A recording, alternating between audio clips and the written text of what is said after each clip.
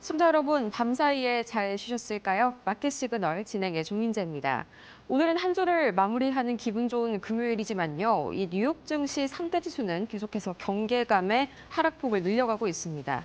가장 먼저 어제 마이크로소프트가 이 장후에 실적을 발표했었죠. 실적 전체는 나쁘지 않았지만 이 문제는 과도한 AI 자본 지출 대비해서 과연 이게 수익화로 얼마큼 이어질 것인지, 그리고 이 수익화 시기가 좀 늦춰질 수 있다는 불안감에 오늘 다시 한번 빅테크주들 위주로 이 하락폭이 깊어지고 있고요. 또 미국 정부의 셧다운까지 다시 한번 좀 그 우려감이 드리워지고 있는 하루입니다. 잠시 후에 자세하게 이슈 살펴보도록 하겠고요. 마켓 시그널 오늘도 힘차게 출발합니다.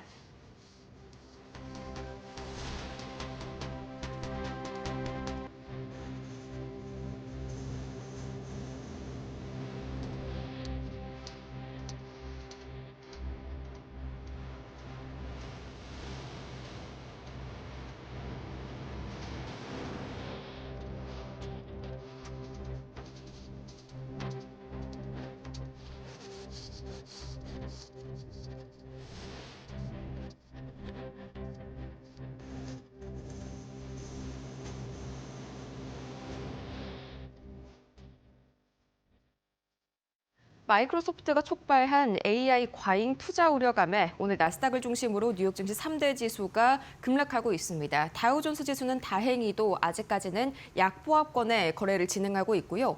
트럼프 대통령이 다음 주에 차기 연준 의장을 발표한다는 소식과 더불어서 이 파월 의장이 금리를 너무 늦게 내린다면서 다시 한번 금리 인하에 대한 좀 기대감을 촉발시켜준 것이 그나마 다우를 좀 지지해주고 있습니다. 다만 나스닥은 0.86% 하락 중인데 오늘 마이크로소프트가 약 12% 가까운 급락을 보여주고 있고요. 또 빅테크들도 다시 한번 AI 투자에 대한 경고음이 켜지고 있는 상황입니다. 이어서 S&P 500도 0.27% 하락 중인데 오늘 전체적인 자금의 흐름, 히트맵 통해서 자세하게 살펴보시죠. 빨간불이 하락불이고요. 또 초록불이 상승불이다라는 점을 고려했을 때 오늘은 빅테크를 중심으로 빨간불이 강하게 켜져 있습니다. 전반적으로 이 아마존과 또 엔비디아도 현재 약보합권에 머무르고 있고 무엇보다도 마이크로소프트가 현재 10% 이상 굉장히 강한 급락세를 시현하고 있습니다. 또 이와 함께 소프트웨어 단도 전반적으로 오늘 강하게 하락불을 켜고 있는데 이 AI가 소프트웨어의 기존 사업을 대체할 수 있다라는 경고감 섞인 우려마저 오늘 다시 한번 빅테크 관련 투심을 짓누르고 있고요. 이어서 중소형주들과 금융주들은 전반적으로 매기가 좀 되돌아오고 있습니다. 이 트럼프 대통령이 다음 주에 차기 연준 의장을 발표한다는 소식을 밝히면서 여기에 대한 기대감이 다소 유입이 됐고요.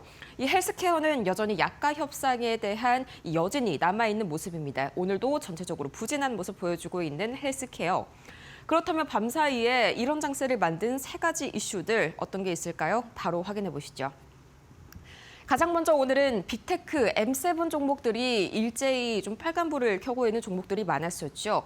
마이크로소프트가 11% 이상의 이 급락세를 보여주기도 했는데 다음 장 통해서 조금 자세하게 만나보시죠. 우선 오늘 마이크로소프트의 급락 요인은요, 세 가지로 요약을 해볼 수가 있겠습니다. 굉장히 그동안 사상 최대 이 투자 지출을 늘렸는데 돈을 많이 썼음에도 불구하고 클라우드 매출 성장률이 둔화됐다는 건데 돈을 역대급으로 많이 썼는데 성장세가 둔화되고 있다. 이보다 안 좋은 상황은 없겠죠. 우선 AI 인프라 관련 자본 지출이요, 시장의 예상보다 크게 증가했습니다. 이 회계연도 2분기, 우리 시각으로 봤을 때는 4분기겠죠. 이 4분기에 대한 마이크로소프트의 자본 지출이요, 무려 3,700억 달러를 돌파했습니다. 전년비 대비해서 66% 이상 늘어난 건데 여기에 대한 우려감이 커졌습니다. 거기에 대한 리턴은 얼마나 됐을까요? 별로 좋지가 못했습니다. 이 가장 핵심이라고 할 수 있는 클라우드 사업, 그러니까 애저의 성장세가 둔화됐다는 점이 확인이 됐고요. 이것 때문에 전반적으로 빅테크주들이 이 단기간 내에 이 투자에 대한 투자 지출에 대한 이 수익화가 어려울 수 있다. 우리의 예상보다 수익화 기간이 늦춰질 수 있다라는 우려감이 커졌습니다. 이 월가의 평가는 한 가지로 압축이 되는데요. 이 투자자들이 더 이상 자본 지출을 많이 하는 기업에 투자하지 않고 이제는 투자에 대한 수익 그리고 투자에 대한 시기에 초점을 맞추고 있다. 한마디로 이전에는 얼마만큼 돈을 많이 투자했느냐에 집중했다면 더 이상 그것은 플러스 요인이 아니고 얼만큼의 돈을 걷어들일 수 있느냐 그리고 언제쯤 돈을 걷어들일 수 있느냐 이 두 가지의 포커스가 이동하고 있다는 점이죠. 그걸 보여주는 게 오늘 이 엔비디아와 아마존 그리고 마이크로소프트의 대대적인 투자 협상 소식이었는데요. 오늘 엔비디아와 또 아마존, 마이크로소프트 세 종목 모두 다 현재 하락세를 보여주고 있죠. 이 오픈 AI 측에 600억 달러의 자금 조달 라운드에 참여할지 현재 협상에 돌입했다고 하는데 이게 오히려 우려감을 키우면서 마이너스 요인으로 작용하고 있는 오늘 하루입니다.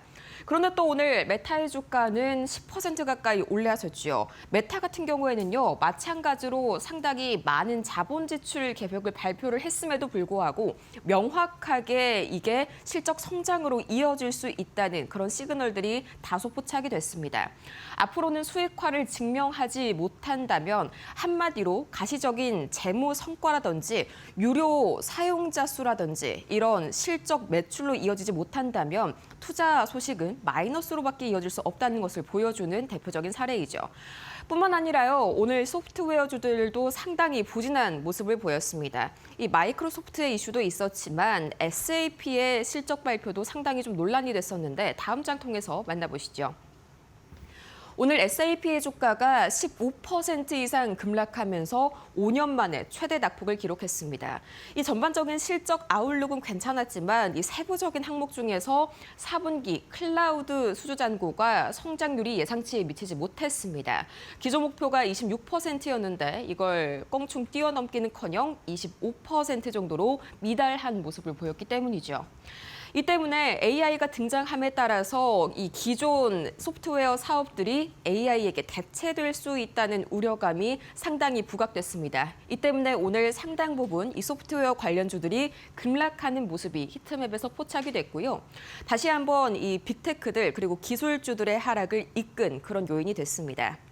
거기에다가 이제 현재 시각으로 29일 미국 상원이요, 계속해서 이 셧다운 우려감이 확산되고 있는 모습을 보여줬습니다. 바로 미 상원에서 연방정부 예산안 절차 표결이 부결됐기 때문인데, 이 바로 최근에 미네소타에서 발생했던 미국 세관 이민 단속국, 우리는 뉴스에서 IC라고 많이 표기를 하죠.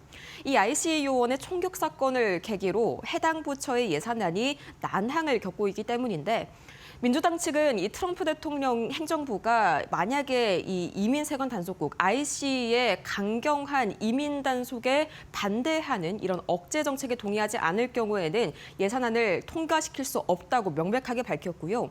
예산안의 처리 마감 시한인 오는 30일 자정까지 양당이 이 합의에 이르지 못하게 된다면 미국 정부는 또다시 이 셧다운 우려감에 놓이게 됩니다.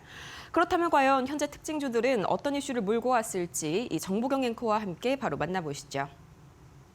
네, 앞서 전해드린 대로 마이크로소프트의 급락으로 시장이 크게 흔들렸던 하루였습니다. 어제 실적 발표가 있었던 기업들의 오늘 움직임 어땠는지 또 실적 발표를 앞두고 있는 종목들의 움직임까지 살펴보도록 하겠습니다. 먼저 어제 동시에 실적 발표가 있었던 세 종목을 가져왔는데 가장 먼저 역시 마이크로소프트 이야기 전해드리도록 하겠습니다. 오늘 우리 시간으로 오전 5시 반을 기준으로 한 등락률이고요. 11% 넘게 강하게 빠진 모습 확인하실 수가 있죠. 실적 발표가 나왔는데 매출과 이익은 시장 예상치를 웃돌았습니다. 하지만 3분기 애저 성장률의 전망이 37에서 38%로 제시된 게 기대에 미치지 못했다는 평가고요. 여기에 AI 인프라 투자 비용 크게 늘어난 점까지 부담으로 작용을 했습니다. 특히나 전체 수주 물량의 상당 부분 오픈 AI에 집중돼 있다는 분석이 나오면서 투자 대비 수익성 우려가 커졌고요. 이런 점들이 오늘 주가를 좀 강하게 끌어내 내리는 모습이었습니다. 다음으로 메타 확인해 보시죠. 어제 마찬가지로 실적 발표 나왔고요. 잘 나왔습니다. 어닝 서프라이즈에. 하지만 주가의 움직임은 이제 마이크로소프트와 좀 반대로 움직이고 있는 메타입니다. 4분기 실적 기대를 웃돌았고 매출 전망도 시장 예상보다 높게 제시됐고요. 특히 광고 매출이 늘어난 부분이 눈에 띄었죠. 여기에 마크 저커버그 CEO가 AI 도입으로 엔지니어 생산성이 30% 개선됐다고 강조하면서 대규모 AI 투자가 성과로 이어지고 있다는 점 오늘의 주가 상승을 이끌었습니다. 10% 넘게 급등하는 메타입니다. 다음으로 테슬라입니다. 네, 5시 30분 기준으로 3% 넘게 빠지고 있는 테슬라였는데요. 연매출이 사상 처음으로 감소했다는 소식에 크게 하락을 했습니다. 4분기 실적은 예상보다 좋았는데 이 전기차 판매가 줄면서 핵심 자동차 사업 둔화 우려가 커졌고요.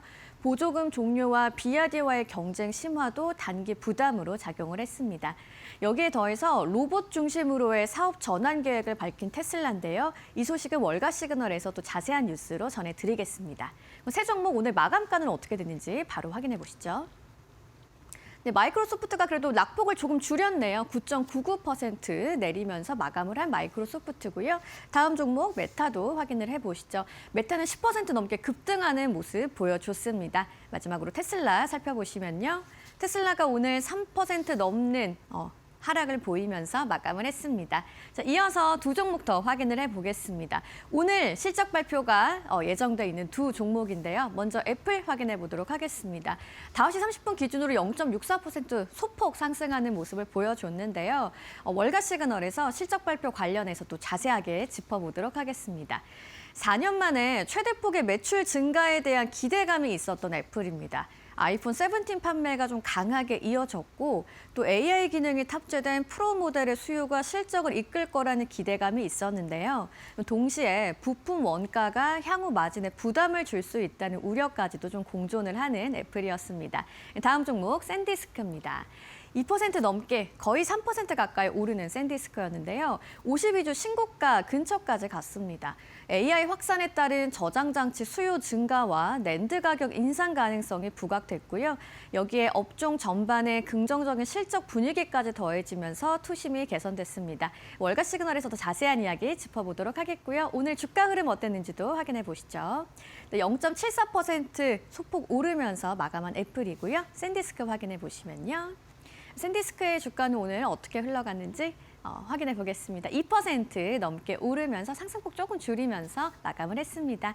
이어서 또 오늘 이슈 있는 종목들 확인해 보도록 하겠습니다. 먼저 퍼스트솔라인데요. 보시다시피 10% 넘는 급락이 나왔습니다. 테슬라 관련 이슈가 있었는데요.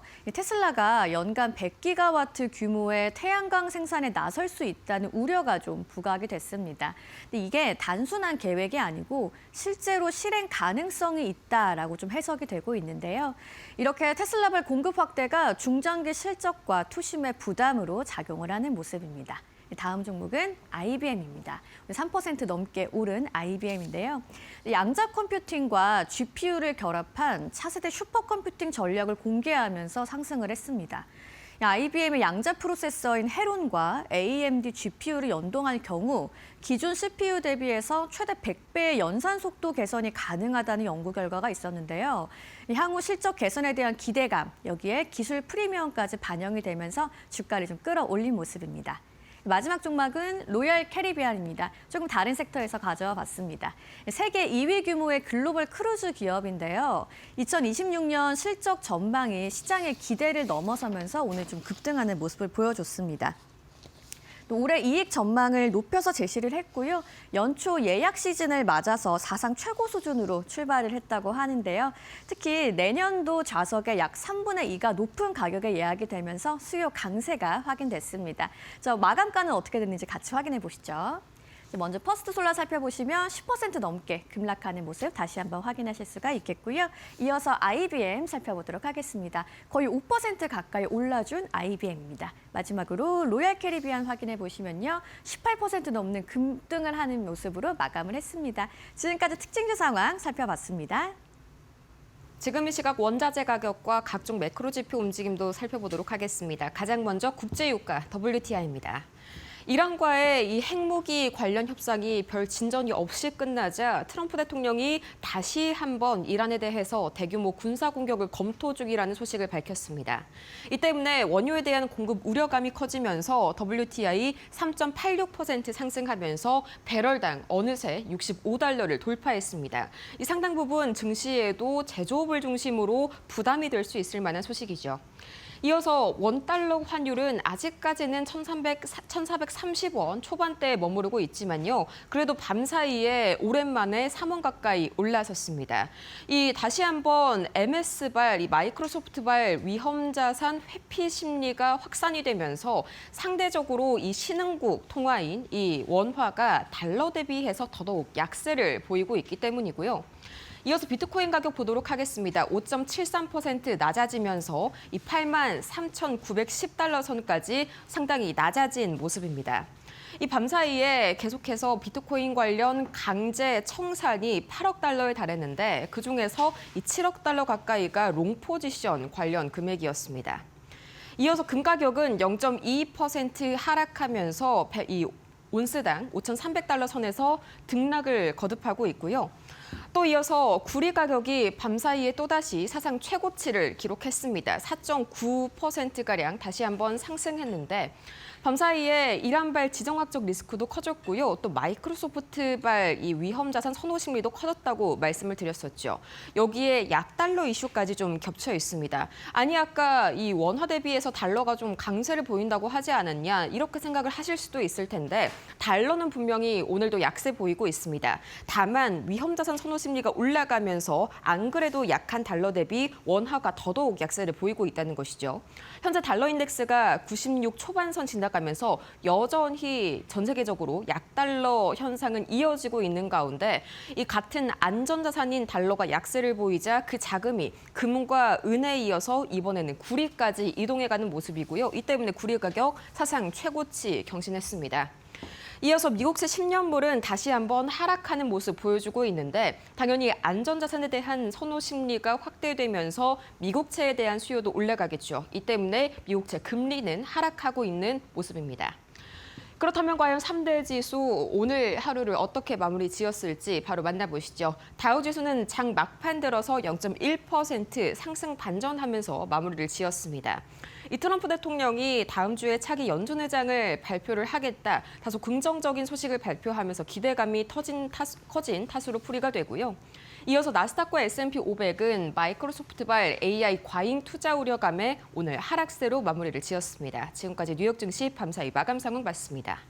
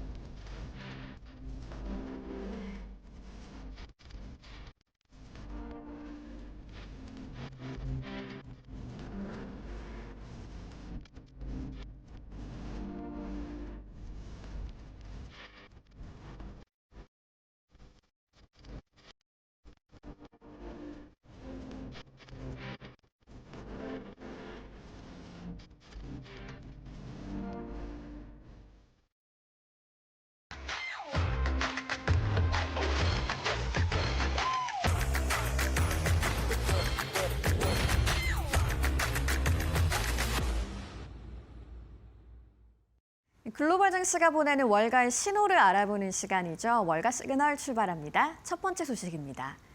마이크로소프트가 실적 발표 이후 주가가 급락하면서 시장이 흔들렸습니다. 마이크로소프트는 2분기 실적에서 매출과 이익 모두 시장 예상치를 웃돌았습니다. 주당 순이익은 $5 16센트, 매출은 812억 7천만 달러로 집계됐는데요. 클라우드 매출이 사상 처음으로 500억 달러를 돌파하면서 515억 달러를 기록했습니다. 지능형 클라우드 부문 매출도 329억 달러로 예상치를 상회했습니다. 하지만 주가는 하루 만에 10% 가까이 급락했습니다. 투자자들은 클라우드 성장률의 둔화와 AI 투자 비용 급증을 우려했는데요. 분기 설비 투자 비용은 375억 달러로 전년 대비 크게 늘었습니다. AI 수요는 강하지만 공급이 따라가지 못하는 캐파 부족도 부담으로 작용했습니다. 한편 사티아 나델라 CEO는 AI 확산이 아직 초기 단계라고 강조했는데요. 시장은 수익성보다 지출 속도에 더 민감하게 반응했습니다. AI 수혜주 기대가 컸던 만큼 실망 매물이 크게 출회되는 모습을 보였습니다. 미국의 신규 실업수당 청구 건수가 20만 9천 건으로 집계되면서 안정적인 흐름을 확인했습니다. 지난주 미국의 신규 실업수당 청구 건수는 20만 9천 건으로 한 주 전보다 1,000건 줄면서 완만한 감소세를 이어갔습니다. 시장 전망치였던 20만 5천 건보다는 소폭 많았지만 큰 흐름은 안정적이었는데요.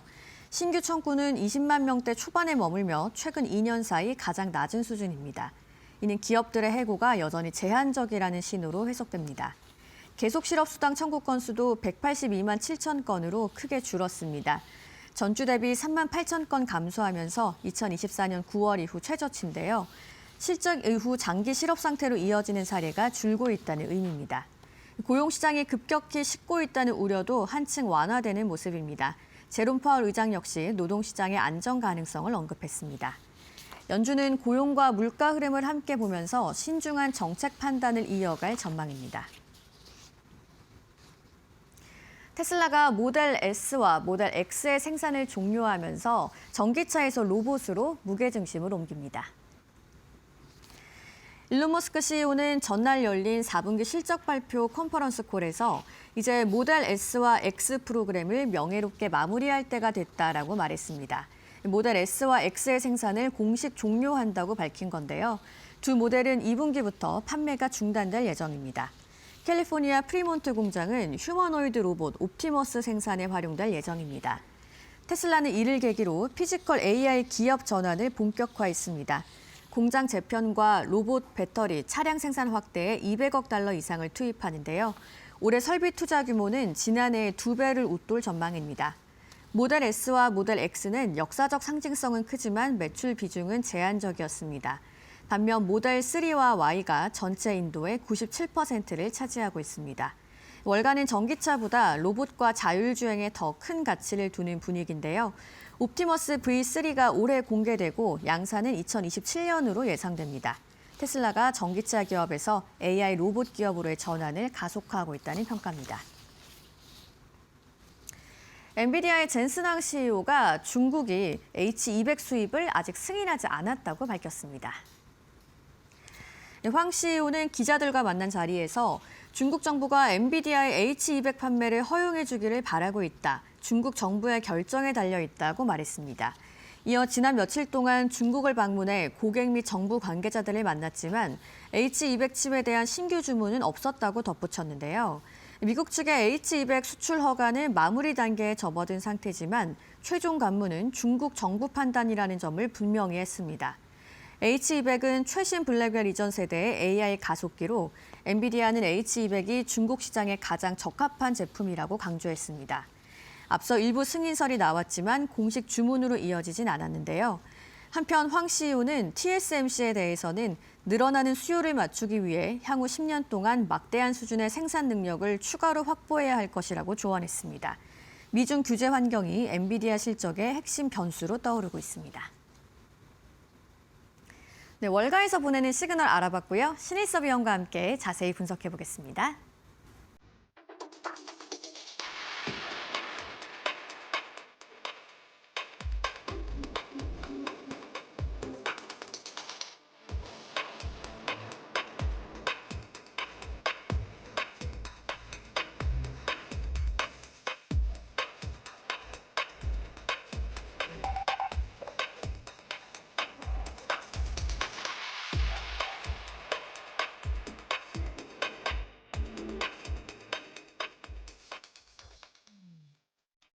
네, 마이크로소프트의 급락으로 정말 시장이 좀 깜짝 놀랐었던 하루입니다. 실적은 굉장히 좋게 나왔는데 주가가 11% 장중에 빠지기도 했었거든요. 좀 어떻게 보셨어요? 네, 확실히 주인공이 아니니까 제가 말씀드렸는데 주인공의 얼굴이 바뀌었다고 말씀드렸잖아요. 네. 근데 아직도 주인공이라고 생각해서 그 사람들 앞에서 팬 사인회를 기다리고 계셨던 분들은 실망이 크셨을 겁니다. 근데 이미 제가 말씀을 드렸죠. 네. 뮤지컬 회차가 계속되고 주인공은 바뀌었으니까 다른 주인공 앞으로 갔어야 된다고 말씀을 꾸준히 드렸는데 자, 마이크로소프트는 이제 주인공이 아니죠. 자, 마이크로소프트가 지금 이제는 덩치가 어느 정도 커졌기 때문에 그러니까 중국 예를 들어보면 중국이 옛날에 8% 이상의 그 경제 GDP 성장률을 계속 구가를 하다가 8%라는 거를 포기했거든요. 네. 팔자를 워낙에 좋아하는 민족이거든요. 그렇죠. 팔자를 좋아하고 8888이 들어가는 번호판이 엄청나게 비싸게 팔리는 맞습니다. 나라예요. 근데 왜 포기를 했느냐? 덩치가 코끼리만해지다 보니까 8% 정책을 계속 고집하다 보면은 1%, 2%가 엄청나게 크거든요. 지금 마이크로소프트도 똑같은 상황이 돼버린 겁니다. 엄청나게 덩치가 커진 상황에서는 네. 1, 2% 정도의 하락이 그 규모 자체가 절대적인 게 틀리거든요. 네. 100에서 8%랑 200에서 8%, 300에서 8%는 이 절대적인 크기가 틀리죠. 그렇죠. 그렇기 때문에 지금은 시장이 결국 어떻게 주목을 했냐. 계속 이제 매출은 늘어나고 있는데 이 성장 속도에 주목을 하게 되는 것이죠. 성장 속도를 중요하게 봤군요. 그 지금 실적이 뭐 완벽했다고 하는 것은 아마 어닝 서프라이즈를 기록했다고 지금 완벽했다고 하는 것 같은데 어닝 서프라이즈의 문제가 아니고요. 지금 네. 지금 보시면 다 어닝 서프라이즈 나오죠. 어제도 나온 것들 죄다 어닝 서프라이즈였는데 전부 다 주가가 상승했습니까? 그렇지 않았죠. 아니죠. 네. 다 어닝 서프라이즈인데 주가가 오른 것도 있고 내린 것도 있죠. 그렇기 때문에 마이크로소프트에게 기대하는 거는 계속해서 성장률을 유지하면서 몸집도 유지하라는 건데 이건 어렵습니다. 그렇죠? 원숭이 덩치일 때 움직이는 속도랑 코끼리 덩치일 때 움직이는 속도가 틀려요. 네. 근데 시장에서 주가는 무엇을 원하느냐? 코끼리 같은 덩치를 가졌는데도 원숭이처럼 민첩한 걸 원하는 거예요. 시장이 그런 거예요. 그렇기 때문에 마이크로소프트가 어닝 서프라이즈가 나왔다는 걸로 실적이 완벽했다고 할 수는 있겠지만 네. 주식시장에서 투자자분들이 바라보기에는 완벽하지 않았던 거죠. 그렇기 때문에 급락을 피할 수가 없었던 겁니다. 지금. 네. 어제 클라우드 매출은 이제 515억 달러로 사상 최고를 기록을 했는데도 뭐 3분기에 애저 성장률 전망이 좀 시장 기대에 미치지 못하면서 좀 크게 반응을 한 것 같아요. 여기에 더 민감하게 반응을 한 이유는 어떤 거죠? 이것도 똑같은 거죠. 시장은 증가액을 지금 주목을 한 거죠. 515억 달러라는 이 수치는 엄청나게 크죠. 그렇죠. 아, 코끼리가 더 비대해졌네. 근데 그 시장에서 원하는 건 아니라 코끼리가 맘모스가 되기를 원하고 있는 거죠, 지금. 그렇기 때문에 애저의 증가액, 애저 성장률이 둔화되었다. 그거에 초점을 맞춘 거죠. 네. 애저 성장률이 둔화되었으니까 AI 성장이 꺾인 거 아니냐? 하면서 시장은 과민 반응을 했다. 이렇게 볼 수가 있겠죠. 그러니까 클라우드 3사라고 소개시켜 드렸잖아요. 네. 구글, 아마존, 마이크로소프트, 클라우드 3사가 모두 자체 칩을 내놨잖아요. 마이크로소프트가 마지막으로 이제 마이야 200이라고 내놓으면서 엔비디아 GPU의 의존도를 떨치려고 클라우드 3사가 몸부림치는 이 모습들을 목격하셨죠. 이런 것들이 바로 이런 부분을 우려해서 그런 겁니다.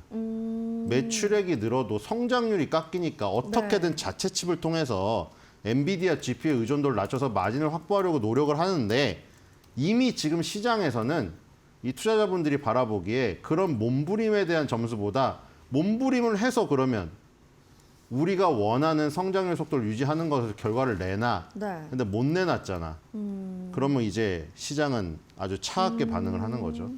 네, 또 이제 오픈 AI와 관련해서 좀 전체 수주 물량의 상당 부분이 좀 여기에 집중돼 있다는 분석에 대해서도 좀 수익성 우려가 좀 커진 게 있는 것 같은데 100억 달러의 희석이익을 얻었다는 이야기가 있더라고요. 예, 그러니까 우리가 뭐 시장 전반적으로에 대해서는 뭐 마이클 버리 같은 사람이 뭐 공매도를 하는 것의 배경을 보면은 네. 지금 사실 뭐 모든 것을 다 그만두고 자기가 블로그를 개설했기 때문에 야, 저 사람 블로그 개설했으니까 인기 얻으려고 저렇게 하는 거지. 이렇게 치부해버릴 수도 있지만 거기서 우리는 교훈을 얻었어야 되는 것이죠. 네. 그 마이클 버리가 얘기한 것에서 이런 얘기가 나온 거 아닙니까? 이미 나와 있는 거죠. 그렇기 때문에 그런 부분들을 지금 감안을 해야 되는 거죠. 오픈 AI에 너무 많은 비중을 네. 두고 있는 게 아니냐. 오픈 AI가 지금 보니까 45%의 비중을 차지하고 있다고 하죠. 지금 마이크로소프트의 미래에.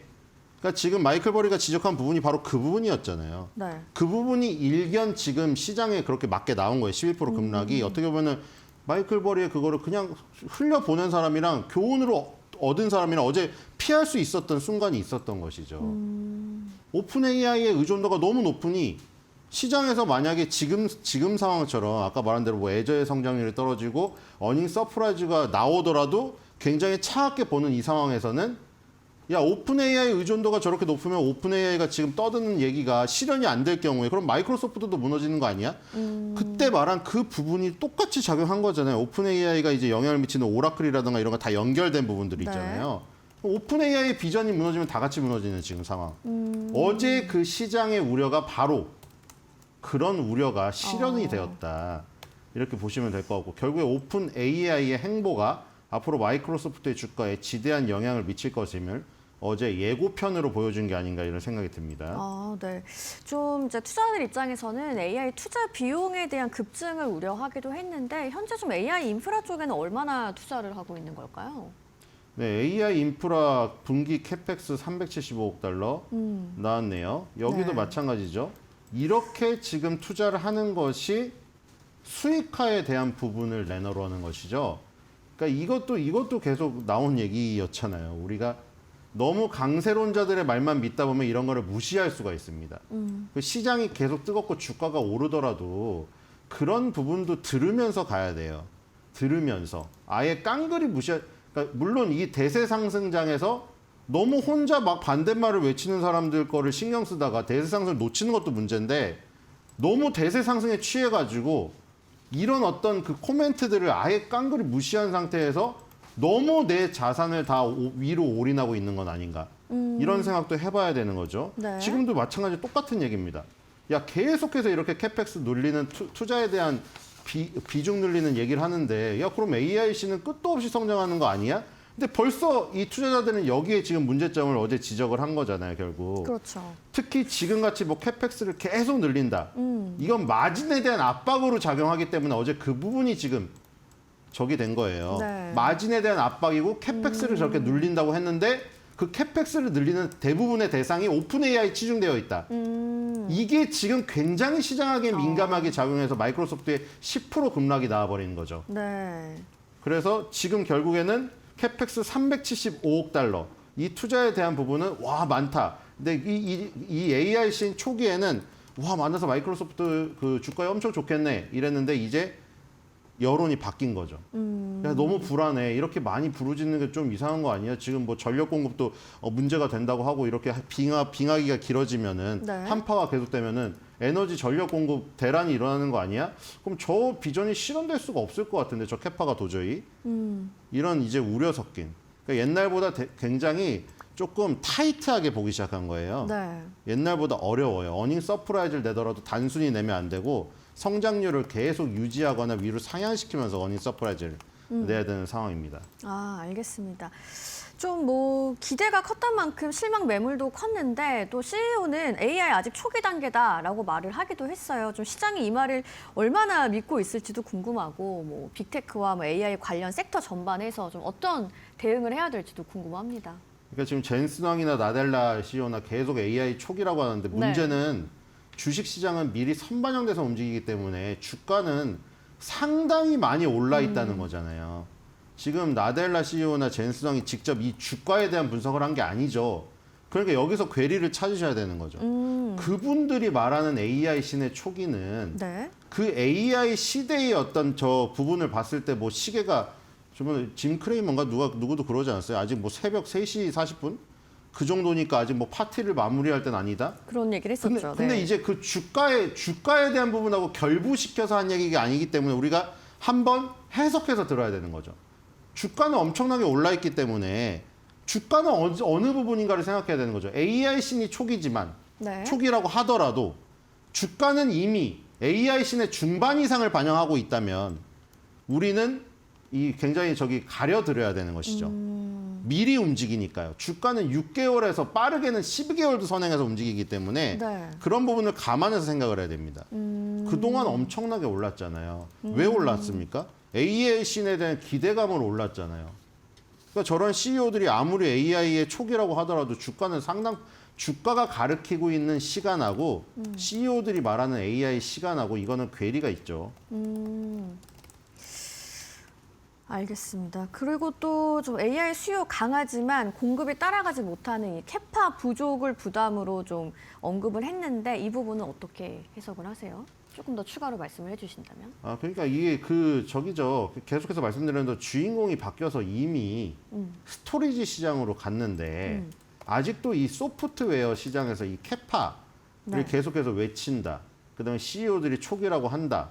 그래서 여기에 붙어 있던 것들은 약간 패착이 아닌가 이런 생각이 들고 결국 뭐 캐펙스는 이제 뭐 여기서 그러니까 그걸 내놔야죠. 이제 이 캐펙스에 대한 직접적으로 이제 수익으로 돌아오는 부분을 확인시켜줘야죠. 네. 그리고 오픈 AI에 대해서 이 쏠려 있는 비중에 대한 어떤 우려감 이걸 해소하는 CEO의 발언이라던가 무슨 수치가 나와야 돼요.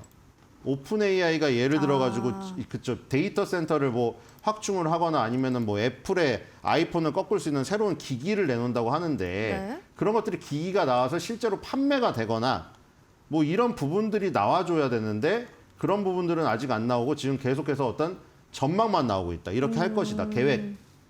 그렇기 때문에 캐펙스 투자에 대해서는 이제 더 이상 유리하게 반응을 하지 않고 있는 네. 둔감해진 모습이죠. 오히려 둔감해지면 다행인데 둔감해진 거를 넘어서 가지고 굉장히 하락으로 지금 이어지고 있죠.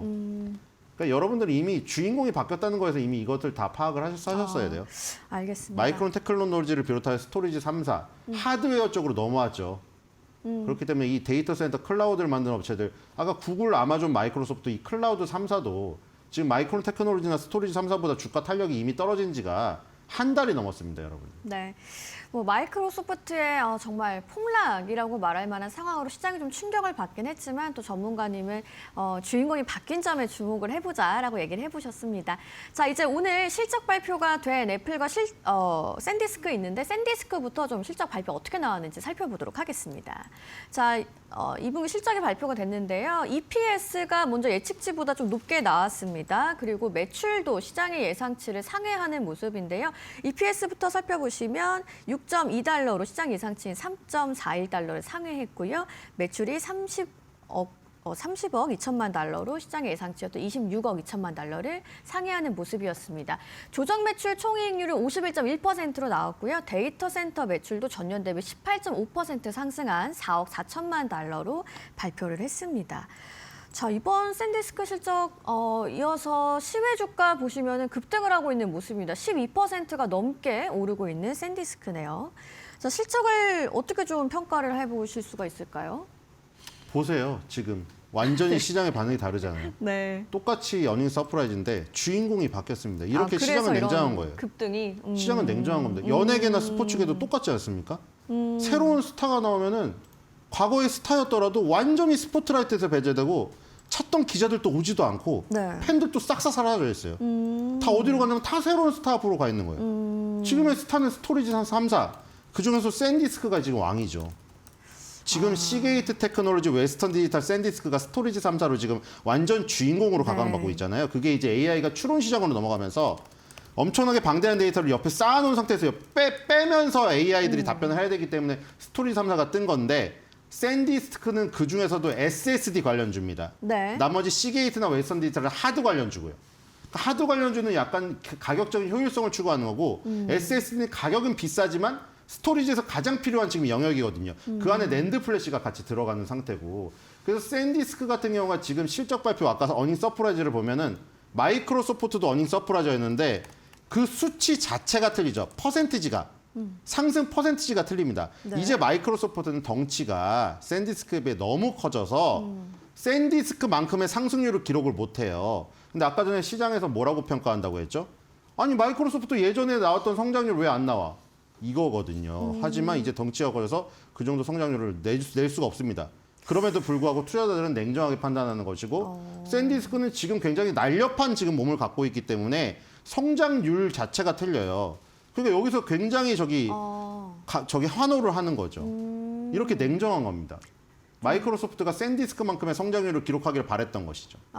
하지만 지금은 불가항력인 상황이죠. 네, 좀 가볍게 움직일 수 있으면서도 아까 말씀하신 것처럼 새로운 주인공이 된 샌디스크의 실적 발표 굉장히 좀 인상적이었고 그렇다면 뭐 삼성전자나 SK하이닉스에도 어떤 시사점을 준다고 좀 해석을 해보면 될까요? 삼성전자, SK하이닉스는 아직도 좀 뜨겁습니다. 왜냐하면 지금 마이크론 테크놀로지를 기점으로 해서 이미 지금 하드웨어 쪽으로 넘어오면서 네. 그리고 이제 스토리지, 그러니까 디램이나 낸드 플래시나 이쪽으로 지금 넘어온 상태라 저장 장치 쪽으로. 네. 젠스당의 발언에서도 우리가 솔직히 알 수 있었어요, 이미. 젠스당이 그 CES 그 기점으로 해가지고 한 얘기가 그거였잖아요. 메모리 반도체 3사들이 만약에 가격을 올리면 어떻게 대응하겠냐 했더니 이제 그들에게 선택권이 갔다. 그 얘기를 하면서 이미 엔비디아에서 마이크론 테크놀로지를 비롯하여 D램, 낸드 플래시 3사로 넘어갔다는 걸 젠스당이 예고편을 이미 워딩을 해준 거예요. 그때부터 판도가 급격하게 바뀌기 시작했거든요. 그 판도가 급격하게 바뀌기 시작해서 아직도 삼성전자, SK하이닉스, 마이크론 테크놀로지에게는 공이 있다. 물론 지금 아까 말한 스토리지 3사가 워낙 뜨겁긴 하지만 걔네들은 이제 몸집이 워낙 날렵한 가운데 가기 때문에 네. 우리도 마이크로소프트나 구글이나 아마존도 그런 시절이 있었어요. 몸집이 굉장히 날렵해서 빨리빨리 움직일 수 있는 상황이 있었거든요. 네. 근데 그 시대가 이제 간 거죠. 그래서 조금 느릿한 성장률로 움직이는데 성장의 방향은 그대로인데 시장에서는 그거를 그렇게 이제 내버려 두면서 보지 않는 거죠. 하지만 삼성전자, SK하이닉스는 아직도 조금의 여력은 있다. 이런 생각이 들어서 오히려 이제는 국장이 좀 더 네. 유리한 구간입니다. 그러면 국장에서 뭐 메모리 관련주 좀 중장기적인 흐름으로 접근을 해보는 거 괜찮다고 보시는 걸까요? 네, 저는 아직도 이제 100만 닉스. 100만 그쵸? 닉스. 100만 닉스 얘기 뭐 150만 원까지도 나오고 네. 있는데 일단은 100만 닉스, 삼성전자도 20만 전자 뭐 그 정도 선까지는 가능하지 않을까 이런 생각이 듭니다. 뭐 워낙 샌디스크 잘 나왔기 때문에 오늘 장에서 또 어떻게 뭐 삼성전자와 SK하이닉스의 좋은 반응이 있을지도 좀 기대가 되는 시점인 것 같습니다. 이제 애플도 실적 발표가 있었기 때문에 확인해 보도록 하겠습니다. 시장의 예상치를 상회하는 매출이 나왔습니다. 1,437억 6천만 달러의 4분기 매출을 발표를 했고요. 어닝 서프라이즈가 나왔네요. 그리고 EPS도 확인해 보시면 마찬가지로 어닝 서프라이즈가 나왔습니다. 2.84달러로 시장의 예상치를 웃도는 수치가 나왔습니다. 실적 발표 이후에 시간의 거래에서 또 주가 어떻게 움직이고 있는지 확인을 해 보시죠. 시외 주가 확인해 보시면요. 시간에서 좀 상승하는 흐름을 보여주지 않을까 싶은데요. 1% 조금 넘는 상승하고 있는 애플입니다. 4분기 실적이 애플도 잘 나왔네요. 좀 어떻게 네, 뭐 다 어닝 서프라이즈인데 보세요? 그러게요. 막 여러분들은 확실히 뭐 뜨거운 거에 다 몰리니까 네. 샌디스크 같은 거 상승률 보다가 마이크론 테크놀로지 보다가 이제 애플 보니까 좀 네. 그렇죠. 그러니까 애플이 역시 지금 결국에는 손을 100기를 들지 않았습니까? 시리를 키워보려고 하다가 몇 년 전부터 그 얘기가 계속 기사를 검색해 보시면 나와요. 시리를 향후에 인공지능 뭐 LLM으로 키우겠다. 근데 그걸 결국 포기했죠. 네. 포기하고 그냥 포기 선언하고 애플은 결국에는 그냥 아이폰에서 네. 뭐 남의 거를 빌리더라도 그것을 탑재해서 인공지능 시대에 뒤처지지 않겠다. 이 얘기를 했는데 그나마 그래서 이제 시장에서 선방을 하고 있는 것 같고 오픈 AI가 뭐 계속해서 뭐 기기를 내놔서 아이폰이든 뭐 갤럭시를 안 들고 다니는 세상을 지금 꿈꾸고 있다 계속 얘기를 하고 있는데 네. 사실 그것도 계속 쌤 알트만이 떠들고만 있지 지금 나오질 않았기 때문에 그런 부분에서 우려는 지금 시장에 작용되지 않고 있는 것 같아요. 그래서 오히려 저렇게 약간 중간 즈음에서 타협을 한 애플이 이 주가는 오히려 더 굳건한 지금 상황이 돼버린 것 같아요. 마이크로소프트 같이 이제 선두에 나서가지고 멋있게 장렬히 전사를 한 저런 경우인데 애플 네. 같은 경우에 그냥 조금 살짝 빠져서 야 우리 AI 시장에서 뒤처진 거 인정할게 대신에 네. 구글에 제미나이 탑재해가지고 그래도 좀 아니 뭐 어때 남의 손을 빌리더라도 애플 아이폰이 뭐 매력적이잖아. 그거 사면은 제미나이 탑재된 거 쓸 수 있어. 그냥 이렇게 나갔는데 오히려 주가가 괜찮은 흐름. 그러게요. 주가가 큰 타격은 없었어요. 결국 애플은. 그래서 워렌 버핏도 지금 결국에는 버크셔 해서웨이의 가장 큰 지분을 아직도 애플이 갖고 있는 것 같고 네. 향후에 어떻게 될지 모르겠지만 뭐 이번에 애플은 또 그냥 선방을 했다고 보여지네요. 선방을 했다. 뭐 이번에 좀 아이폰 17 판매 좀 강하게 이어지고 또 AI 기능이 탑재된 프로 모델 수요가 실적을 이끌 중국에서도 거란 애플 아이폰이 기대감이 괜찮은 있었죠. 흐름을 네. 보이고 있잖아요. 테슬라랑은 틀리게 애플 아이폰은 그렇게 죽질 않았거든요. 샤오미나 화웨이 같은 것을. 그렇죠. 뭐 또 근데 또 부품 원가가 향후 마진에 부담을 줄 수 있다는 우려도 좀 있지 않았습니까? 아, 그렇죠. 그럴 수도 있죠. 왜냐하면 지금 뭐 노트북, 휴대폰 뭐 이런 가격 네. 딱 얘기 나오고 있잖아요. 네, 네. 근데 애플 아이폰은 가격을 원체 올려도 충성도가 강하니까 그게 좀 강점이라고 할 수가 있겠죠. 지금 예를 들어서 만약에 반도체 가격이 올라서 똑같잖아요. 거기 뭐 핸드폰이나 이런 데도 AP라고 어플리케이션 프로세서라고 두뇌가 들어가지 않습니까? 지금 컴퓨터의 CPU 가격이랑 이런 거 다 오르잖아요. 네. 근데 핸드폰도 결국 마찬가지일 텐데 그럼 그거를 소비자 가격에 전가하는가 아니면 기업이 그냥 마진을 떠안는가의 문제인데 아. 애플은 소비자 가격에 전가를 시켜도 그렇죠. 충성도가 워낙에 높기 때문에 그래서 워렌 버핏도 필수 소비자로 인식해서 그걸 투자를 한 거잖아요. IT 기업이 아니고. 네. 손녀가 아무리 아이폰 가격이 올려도 계속 세대가 바뀔 때마다 그걸 교체하는 걸 보고 그 지점에서 이제 그 성장성을 본 거거든요. 그래서 애플은 그런 부분에서 굉장히 강점이 있지 않을까. 그리고 AI 부분도 잘한 것 같아요. 아예 안 되는 부분을 일단 포기를 해버렸잖아요. 네. 그래서 그 부서를 정리를 시켰거든요. 그 효과도 있는 것 같아요. 그 시리를 LLM으로 개발하려고 했던 거를 포기하고 그 부서를 구조조정하면서 돈을 아꼈어요. 그래서 그거를 이제 그냥 애플의 본연적인 근본 그냥 저게 투자 피지컬로 승부하겠다 이거예요 그냥. 그리고 이제 피지컬 AI가 또 있지 않습니까? 온 네. 디바이스의 피지컬 AI 거기에서 뭔가 또 역전을 노려볼 수 있지 않을까. 물론 모르겠어요. 저는 샘 알트만이 내놓는다고 하는 기기랑 뭐 그 드로잉 그것도 봤는데 네. 아, 과연 사람들이 폰을 포기할까 저는 그건 좀 의문시되거든요. 폰을 포기하지는 않을 것 같아요. 그게 완전히 폰이 대체돼서 정말 샘 알트만이 얘기한 대로 새로운 피지컬 AI 기기를 다 사람들이 다 들고 다니고 네. 아까 메타는 주가가 좋더라고요. 메타의 글래스를 다 쓰고 다녀서 폰을 다 버린다? 글쎄요. 폰을 버리기는 저는 쉽지 않다고 봅니다. 아직은 좀 시기상조다. 그렇기 때문에 네. 애플의 아이폰의 몰락을 막 예고하는 사람들도 있는데 네, 네. 그거는 좀 저는 그렇게 동의하기가 어렵다. 그렇군요. 자, 그러면 애플 실적 오늘 이렇게 잘 나온 게 오늘 이제 국내 증시, 뭐 IT 부품주라든지 좀 어떤 영향을 줄 수 있을까요? 근데 뭐 애플의 뭐 부품주가 좋아야 되는데 사실 애플의 부품주는 지금 별로 좋지 않고 있거든요, 사실. 우리나라에서. 그리고 핸드폰 부품주들이 지금 좀 두각을 나타내지 못하고 있어요. 우리나라는 지금 사실 네. 삼성전자, SK하이닉스의 핵심 벤더들 있죠. 핵심 벤더들이 정말 날뛰고 있거든요, 지금. 원희가 IPS, 주성 엔지니어링부터 시작을 해가지고 소재단에 뭐 동진 세미케 같은 업체들, 그다음에 부품에서 뭐 그 원익 PNC라던가 아니면 리노공업 이런 회사들이 지금 정말 불기둥을 뿜고 있습니다. 그래서 이제 당분간은 지금 반도체 관련 소부장들에 일단 주목을 해야 되지 않을까 싶고 네. 그게 핸드폰 관련 부품주로 조금 내려가려면 그러니까 예를 들어 갖고 삼성전기, LG 이노텍이에요. 그냥 대표적으로 얘기를 해서 작은 거 빼고 큰 걸 얘기하면 갤럭시 쪽은 삼성전기고 그리고 이제 애플 쪽은 LG 이노텍이잖아요. 근데 이게 판매량이 아주 막 극적으로 올라가는 지금 상황도 아니기 때문에 그렇죠? 그런 부분에서는 조금 핸드폰 부품주는 조금 네. 매기가 약하다. 그러니까 애플의 아이폰이나 갤럭시가 지금 판매량이 엄청나게 늘어가지고 막 대박이 나고 이러면 이제 부품주가 움직일 텐데 지금 부품주로는 조금 온기가 안 오고 있습니다. 그러니까 나중에 그게 뭐 피지컬 AI로 지금 로보틱스 같은 경우, 자율주행 같은 경우가 거기 떨어져서 현대차 그룹이 터진 거잖아요. 지금. 현대차가 자율주행에다가 로보틱스 두 개가 다 걸려서 터졌어요. 핸드폰도 만약에 여기 피지컬 AI가 떨어져가지고 뭔가 혁신적인 어떤 제품이 나온다. 그러니까 아틀라스 같이 우리가 보여주는 시각적인 게 너무 뛰어났기 때문에 그게 센세이션을 일으킨 거잖아요. 핸드폰도 정말로 핸드폰이 만약에 로봇 같은 게 여기 들어가서 핸드폰이 스스로 막 움직이는 거예요. 핸드폰이 발이 달려서 움직이는 거예요, 막. 그 주인한테 막 막 제가 상상하는 건데 네. 그런 정도의 뭔가 센세이션한 게 나타나서 갑자기 아이폰, 갤럭시 판매량이 미친 듯이 올라간다. 그러면 이제 핸드폰 관련주가 움직일 수 있을 텐데 지금 핸드폰 관련주 움직임은 아직 없다. 네. 이런 생각이 듭니다. 알겠습니다. 샌디스코와 애플 모두 어닝 서프라이즈를 기록했다는 점 저희가 발빠르게 전해드렸고요. 오늘 국내 증시에서도 반도체라든지 IT 부품주들 어떻게 움직이는지 미리 체크하시는 시간 되시길 바라겠습니다. 지금까지 신일섭 위원과 함께했습니다. 고맙습니다.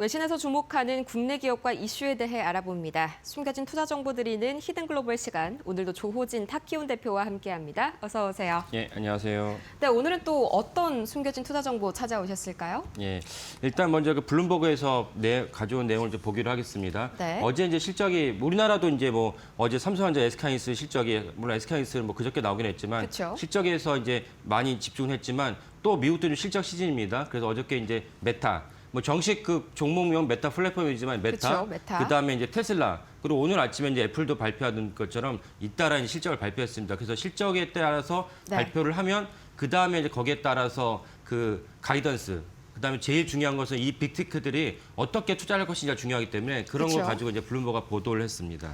자, 그러면 어제 이제 실적을 발표한 거는 마이크로소프트랑 이제 메타, 테슬라 이 세 가지지 않습니까? 가장 좀 우리가 눈길을 끌었던 게 이제 투자 계획 관련해 가지고 굉장히 투자 계획이 상당히 늘렸다고요. 세 사 모두요. 예, 예, 그렇습니다. 그래서 그 메타 같은 경우는 최대 1,350억 달러, 엄청난 수준입니다. 근데 메타는 사실은 뭐 아시다시피 과거에 이제 페이스북에 초점을 맞추고 있었고, 그리고 이제 그다음 메타 유니버스로 이제 초점을 맞추면서 사명을, 회사 이름을 메타로 바꿨습니다. 근데 그 메타는 온데간데 없고 언제부턴가 AI만 완전 이제 그 몰입을 하면서 엄청난 투자를 갖다 강행하고 있습니다. 월가 일각에서 야, 너네 투자 너무 많이 하는 거 아니야? 이런 어떤 비판적 시각이 나와도 저커버그는 아랑곳하지 않고 오직 AI만 이제 그 직진을 하면서 투자를 했는데 어제도 실적을 발표하면서 이제 컨퍼런스 콜에서 메타가 얼마나 이제 올해 자본 지출할 것이냐라고 얘기하면서 최대 1,350억 달러를 지출하겠다 얘기했습니다. 또 다른 중요한 기업이 이제 테슬라 역시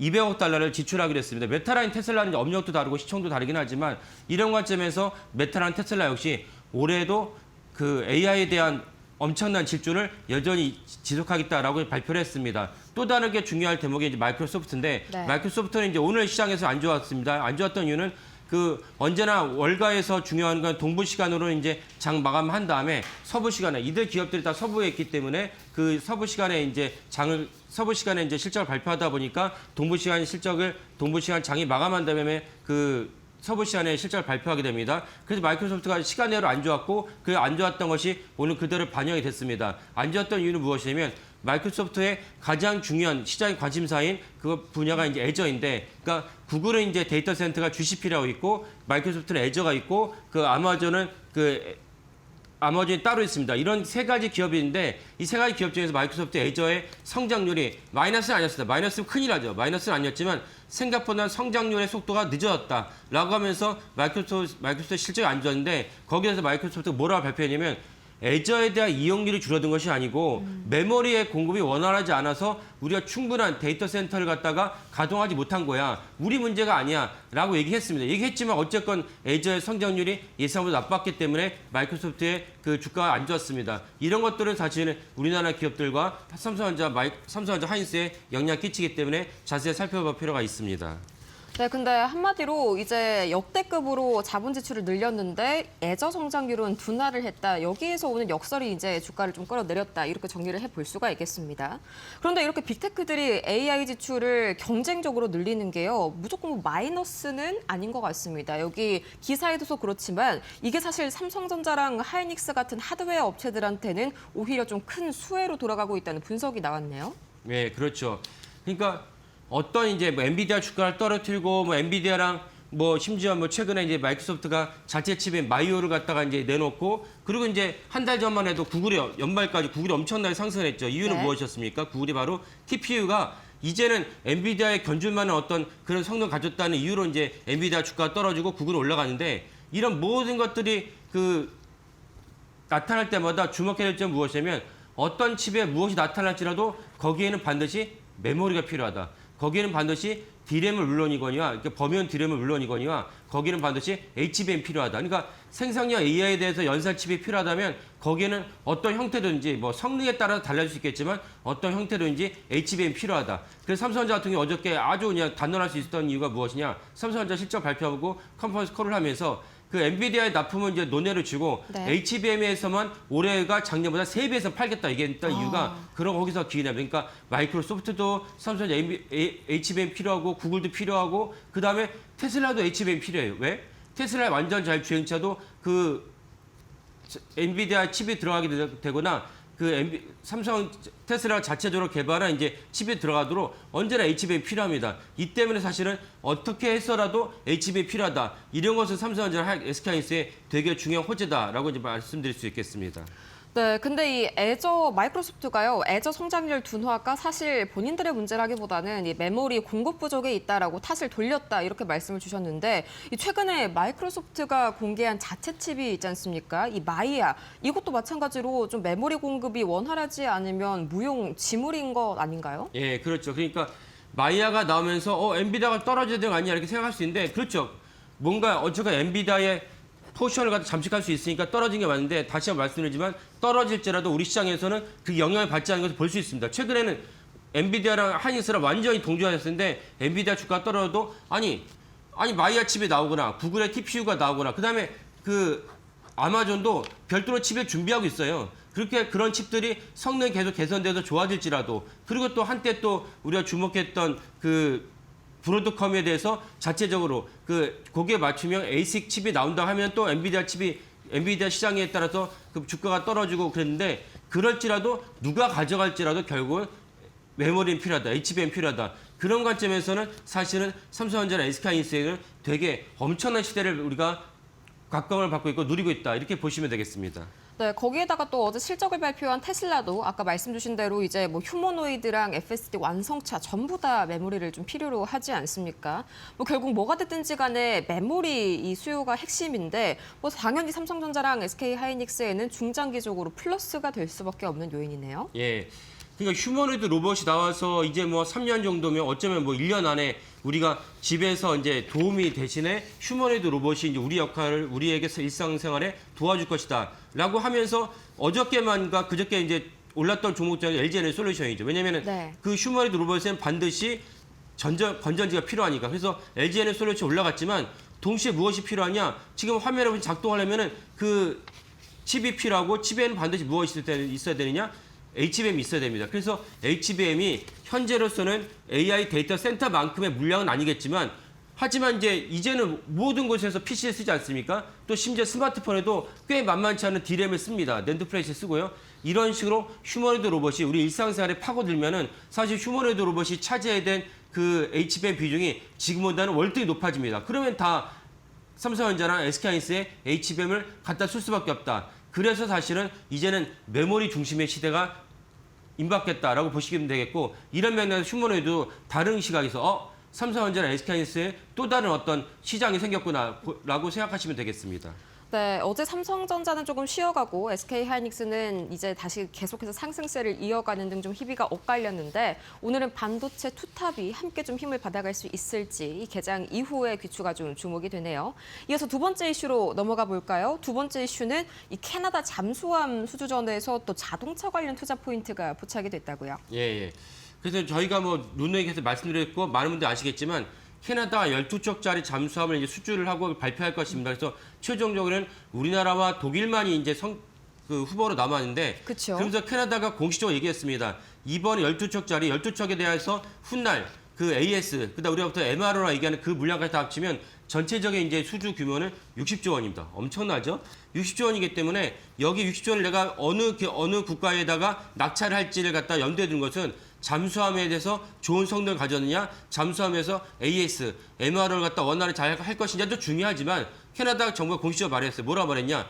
캐나다 경제에 도움을 줄 수 있는 국가를 선정하겠다 얘기했어요. 그러다 보니까 노골적으로 잠수함뿐만 아니라 추가적으로 자동차를 유치할 것이냐, 어떤 방식으로 일자리를 창출할 것인지를 캐나다 정부가 보겠다. 그래서 독일이 지난번 제가 말씀드렸지만 로이터 보도에 따르면 독일은 폭스바겐, 그다음에 광물, 그다음에 독일이 아닌 노르웨이까지 끌어들여서 이번 수준에 참여했다고 발표를 했습니다. 그렇다면 우리나라도 동시에 저희가 말씀드렸지만 현대차, 대한항공까지 이번 수준에 참여하겠다. 이런 것을 이제 우리가 이제 발표를 했고 거기에 따라서 강훈식 비서실장이 캐나다 넘어가서 캐나다 정부랑 이제 논의를 하고 있습니다. 이 점을 캐나다 유력지 글로벌 메일이 MOU로 캐나다와 한국 정부의 MOU를 갖다 서류를 입수했다라고 이제 그 보도를 했습니다. 네, 실제로 이 정의선 회장이 저희가 지난주에 미리 보도를 좀 드렸던 그대로 이번에 특사단길에 같이 좀 참여를 했다라고 하면서 시장의 이목을 끌었었죠. 이제 말씀해 주신 대로 글로브앤메일에서 이 한국과 캐나다의 MOU 문서를 직접 입수했다고 하는데 생각보다 굉장히 다양한 분야에서의 좀 협력이 눈길을 끌더라고요. 예, 그렇습니다. 그래서 현대차는 공식적으로는 뭐 이런 기조가 계속 알려져 우리나라 국내 언론에서 계속 이제 기사가 쏟아지니까 네. 우리는 캐나다에다가 자동차 공장을 지을 계획이 없어요 라고 얘기했지만 아까 말씀대로 캐나다 정부는 당연히 어떤 형태로든지 일자리를 창출하면 좋겠거든요. 그래서 글로벌메일이 뭐라고 얘기했냐면 현대차가 1980년대 후반에 연방정부와 퀘벡주, 캐나다도 여러 주 정부가 있으니까 퀘벡주 정부의 지원을 받아서 조립공장을 갖다가 건설하고 운영한 적이 있다라고 보도를 했어요. 네. 그 말은 무엇이냐? 이 점을 제시하면서 결국 현대차의 정의선 회장 입장에서는 우리가 과거에 한 번도 지은 적이 없는 것이 아니고 지은 적이 있었고 가동한 적이 있으니까 우리가 사실은 또 이모저모로 여러 가지 고려했을 때 그러면 캐나다에다가 어떤 형태로든지 일자리 창출해서 공장을 지으려겠다는 생각을 할 수밖에 없다는 것이 현재 수준입니다. 이래서 현대차도 사실은 캐나다 공장에 관여할 것이 여겨지고 그다음에 대한항공도 있고 또 다르게 중요한 것이 무엇이냐. 네. 이 글로벌 메일의 보도에 따르면 우리가 다 알고 있지만 LG 에너솔루션이 이미 그 스텔란티스랑 협약을 해가지고 배터리 공장을 짓기로 했습니다. 이 부분도 사실은 이번에 잠수함 수준에 동시에 이제 그 영향을 끼칠 수 있는 사안이라 보겠습니다. 네, 그러면은 이제 공식적으로 캐나다에 공장을 지을 계획이 없다는 걸 좀 뒤집어서는데 우리는 과거에 투자를 한 적이 있다라고 밝혔다고 볼 수가 있겠죠. 이 현대차 이야기가 나와서 말인데요. 밤사이에 현대차 관련 이슈가 또 한 가지가 보도가 됐더라고요. 이제 현대차가 미국에서 팰리세이드 57만 대를 리콜하겠다 이런 소식을 밝히면서 어제 또 7% 가까이 기분 좋게 오른 현대차 주가가 오늘은 좀 흔들리는 거 아니냐 하는 걱정 어린 목소리도 있던데 지금까지 이 리콜 상황을 봤었을 때 오늘 주가에 좀 유의미한 영향을 미칠까요? 근데 리콜이 중요한데 저희 거는 리콜을 많이 보도해드렸는데 리콜은 그쵸? 현대차 주가 영향을 별로 안 주더라고요. 그 부분은 뭐냐면 현대차가 사실 품질 면에서는 아직도 좀 수준 이하인 점도 있고 그 점이 감안해서 현대차 주가에 반영했다라고 이제 시장이 판단하는 것 같습니다. 그러면 어제 주가는 왜 올랐느냐라고 보는다면 현대차 주가를 지금 오르락 내리락 하는 것은 결국은 로봇 아틀라스입니다. 아틀라스인데 저희가 말씀드렸다시피 아틀라스에 대해서 현대차 노조가 단 한 대도 국내에 반입할 수 없다고 얘기하면서 주가가 미끄러졌습니다. 근데 이재명 대통령께서 거기에 대해서 언급을 했어요. 아니 시대가 수레바퀴를 갖다 어떻게 막을 수 있느냐. 그러면서 저희가 이게 또 똑같은 에피소드를 말씀하셨는데 저희가 옛날에 증기기관이 나오면서 증기기관선에 대해서 반대하는 분들이 계셨고 하지만 결국 증기기관선을 다 채택하지 않았습니까? 그런 맥락도 이재명 대통령께서 말씀하시면서 현대차 노조에서 언급을 했기 때문에 네. 시장에서 그러면 대통령께서 도와주신다면 현대차가 결국은 아틀라스를 생산 공장에 배치하겠구나라고 인식하면서 어저께 7% 올랐다라고 해석이 됩니다. 그래서 오늘 주가도 같이 유념해 보시면 좋겠습니다. 네, 계속해서 역시나 펀더멘털이 워낙 강하니까 사소한 이슈에 크게 흔들리지 않을 것이다. 이런 분석이 나오는 현대차네요. 이어서 이제 글로브앤메일이 LG 에너지 솔루션도 같이 좀 거론을 했던데 실제로 관련 내용을 좀 보면은 2차 전지에 대한 무게감이 상당히 좀 실려 있는 그런 맥락이었습니다. 예. 그러니까 최근에 이제 캐나다 총리가 중국 시진핑 주석을 만나가지고 좀 의아하긴 했지만 그래도 트럼프 대통령도 엄청나게 한 소리 들었죠. 중국 전기차에 대해서 아주 우호적인 어떤 정책을 펼치겠다 발표를 했어요. 그러면 중국 전기차라는 것은 반드시 이제 배터리가 있어야 되고 배터리가 있어야 되는데 아까 말씀드렸다시피 스텔란티스가 캐나다 현지에서 배터리를 생산하니까 그렇다면 이제 LG에너지솔루션도 중국 전기차의 배터리라든지 어떤 식으로 이제 연계할 수 있는 그런 힌트가 있지 않을까 싶습니다. 그런 맥락에서 LG에너지솔루션이 이번에 캐나다 잠수함에 그래도 뭔가 이렇게 이바지할 수 있는 그 조금이라도 있지 않을까라고 생각을 합니다. 네, 마찬가지로 기대감을 더욱더 높여주는 오늘 캐나다발 이슈까지 함께 만나봤습니다. 지금까지 히든글로벌 오늘도 조호진 타키온 대표와 함께했습니다. 좋은 말씀 고맙습니다. 예, 감사합니다.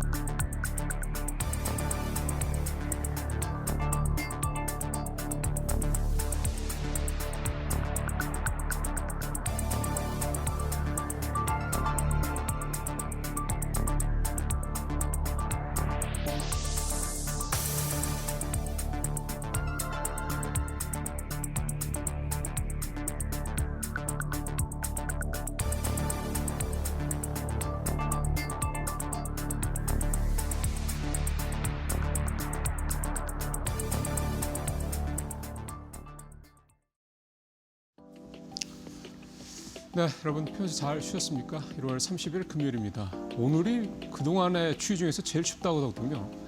하여간 이제 거의 올해 강추위도 막바지인 것 같으니 건강관리 마지막까지 유념하시길 바라겠습니다. 오늘 이데일리 신문에 나온 기사 중에서 이제 시장 관련된 기사, 오늘은 뭐 여러 가지 기사들이 다양하게 좀 올라왔는데요. 크게 코스닥 관련된 기사 2가지, 그다음에 코스피 관련된, 뭐 코스피라고 하면 이제 전체 한국 증시라고 보셔도 될 것 같습니다. 이렇게 2가지 기사를 준비를 했습니다. 자, 먼저 이 소식부터 보죠. 코스닥 얘기부터 좀 먼저 해야죠. 가장 지금 뭐 아주 핫하죠. ETF에 베팅한 개미 코스닥 질주 이끈다. 네. 이거를 바로 보시는 게 좋을 것 같습니다. 코스닥 투자자별 매매 현황부터 좀 바로 보시죠. 조금 전에 이거는 이제 지금 보시는 표는 어제자까지고 엊그제죠, 엊그제. 그다음에 어제 것까지 좀 했을 때 지금 요 수치들을 좀 보시면 최근 일주일 동안 기관이 9조를 넘게 샀더군요. 좀 전에 나간 표를 보니까 이게 쭉 다 합하면 이제 9조가 좀 넘는다 이런 얘기가 좀 되는 거고, 외국인도 한 1조 원 정도 코스닥을 얘기를 하는 겁니다. 샀고요. 반면에 이제 개인은 이제 10조 원 정도 코스닥에서 주식을 좀 팔고 있는 그런 상황이 됐습니다. 언뜻 생각하면 개인 투자자들이 코스닥을 포기했구나라는 생각이 들 법합니다. 과거의 기준으로 생각을 하면. 근데 중요한 거는 이 기관의 이 순매수, 이 엄청난 순매수의 내용을 좀 두드러 봐야 됩니다. 지금 기관의 순매수가 좀 9조가 넘었는데 그 9조의 거의 대부분 90% 이상이라고 보면 될 것 같습니다. 대부분은 금융 투자, 그러니까 기관의 여러 분야들 중에서 이 금융 투자 부문에서 거의 대부분을 좀 차지를 하고 있습니다. 금융 투자는 근데 시장에서는 이 대부분 ETF 상품으로 이렇게 해석을 하고 있습니다. 그럼 지금 ETF 상품, ETF가 엄청나게 패시브 자금처럼 이제 코스닥을 사고 있다. 이렇게 얘기가 좀 되는 건데, 그러면은 이 ETF는 누가 어디서 돈이 오는 거냐? 그게 개인입니다. 그럼 다시 이제 거꾸로 가서 아까 이제 그 표를 봤을 때 개인이 10조 원 가까이 코스닥을 좀 팔고 있고, 거꾸로 기관은 좀 9조 원 넘게 지금 코스닥을 사고 있는데, 그럼 결국은 뭐냐?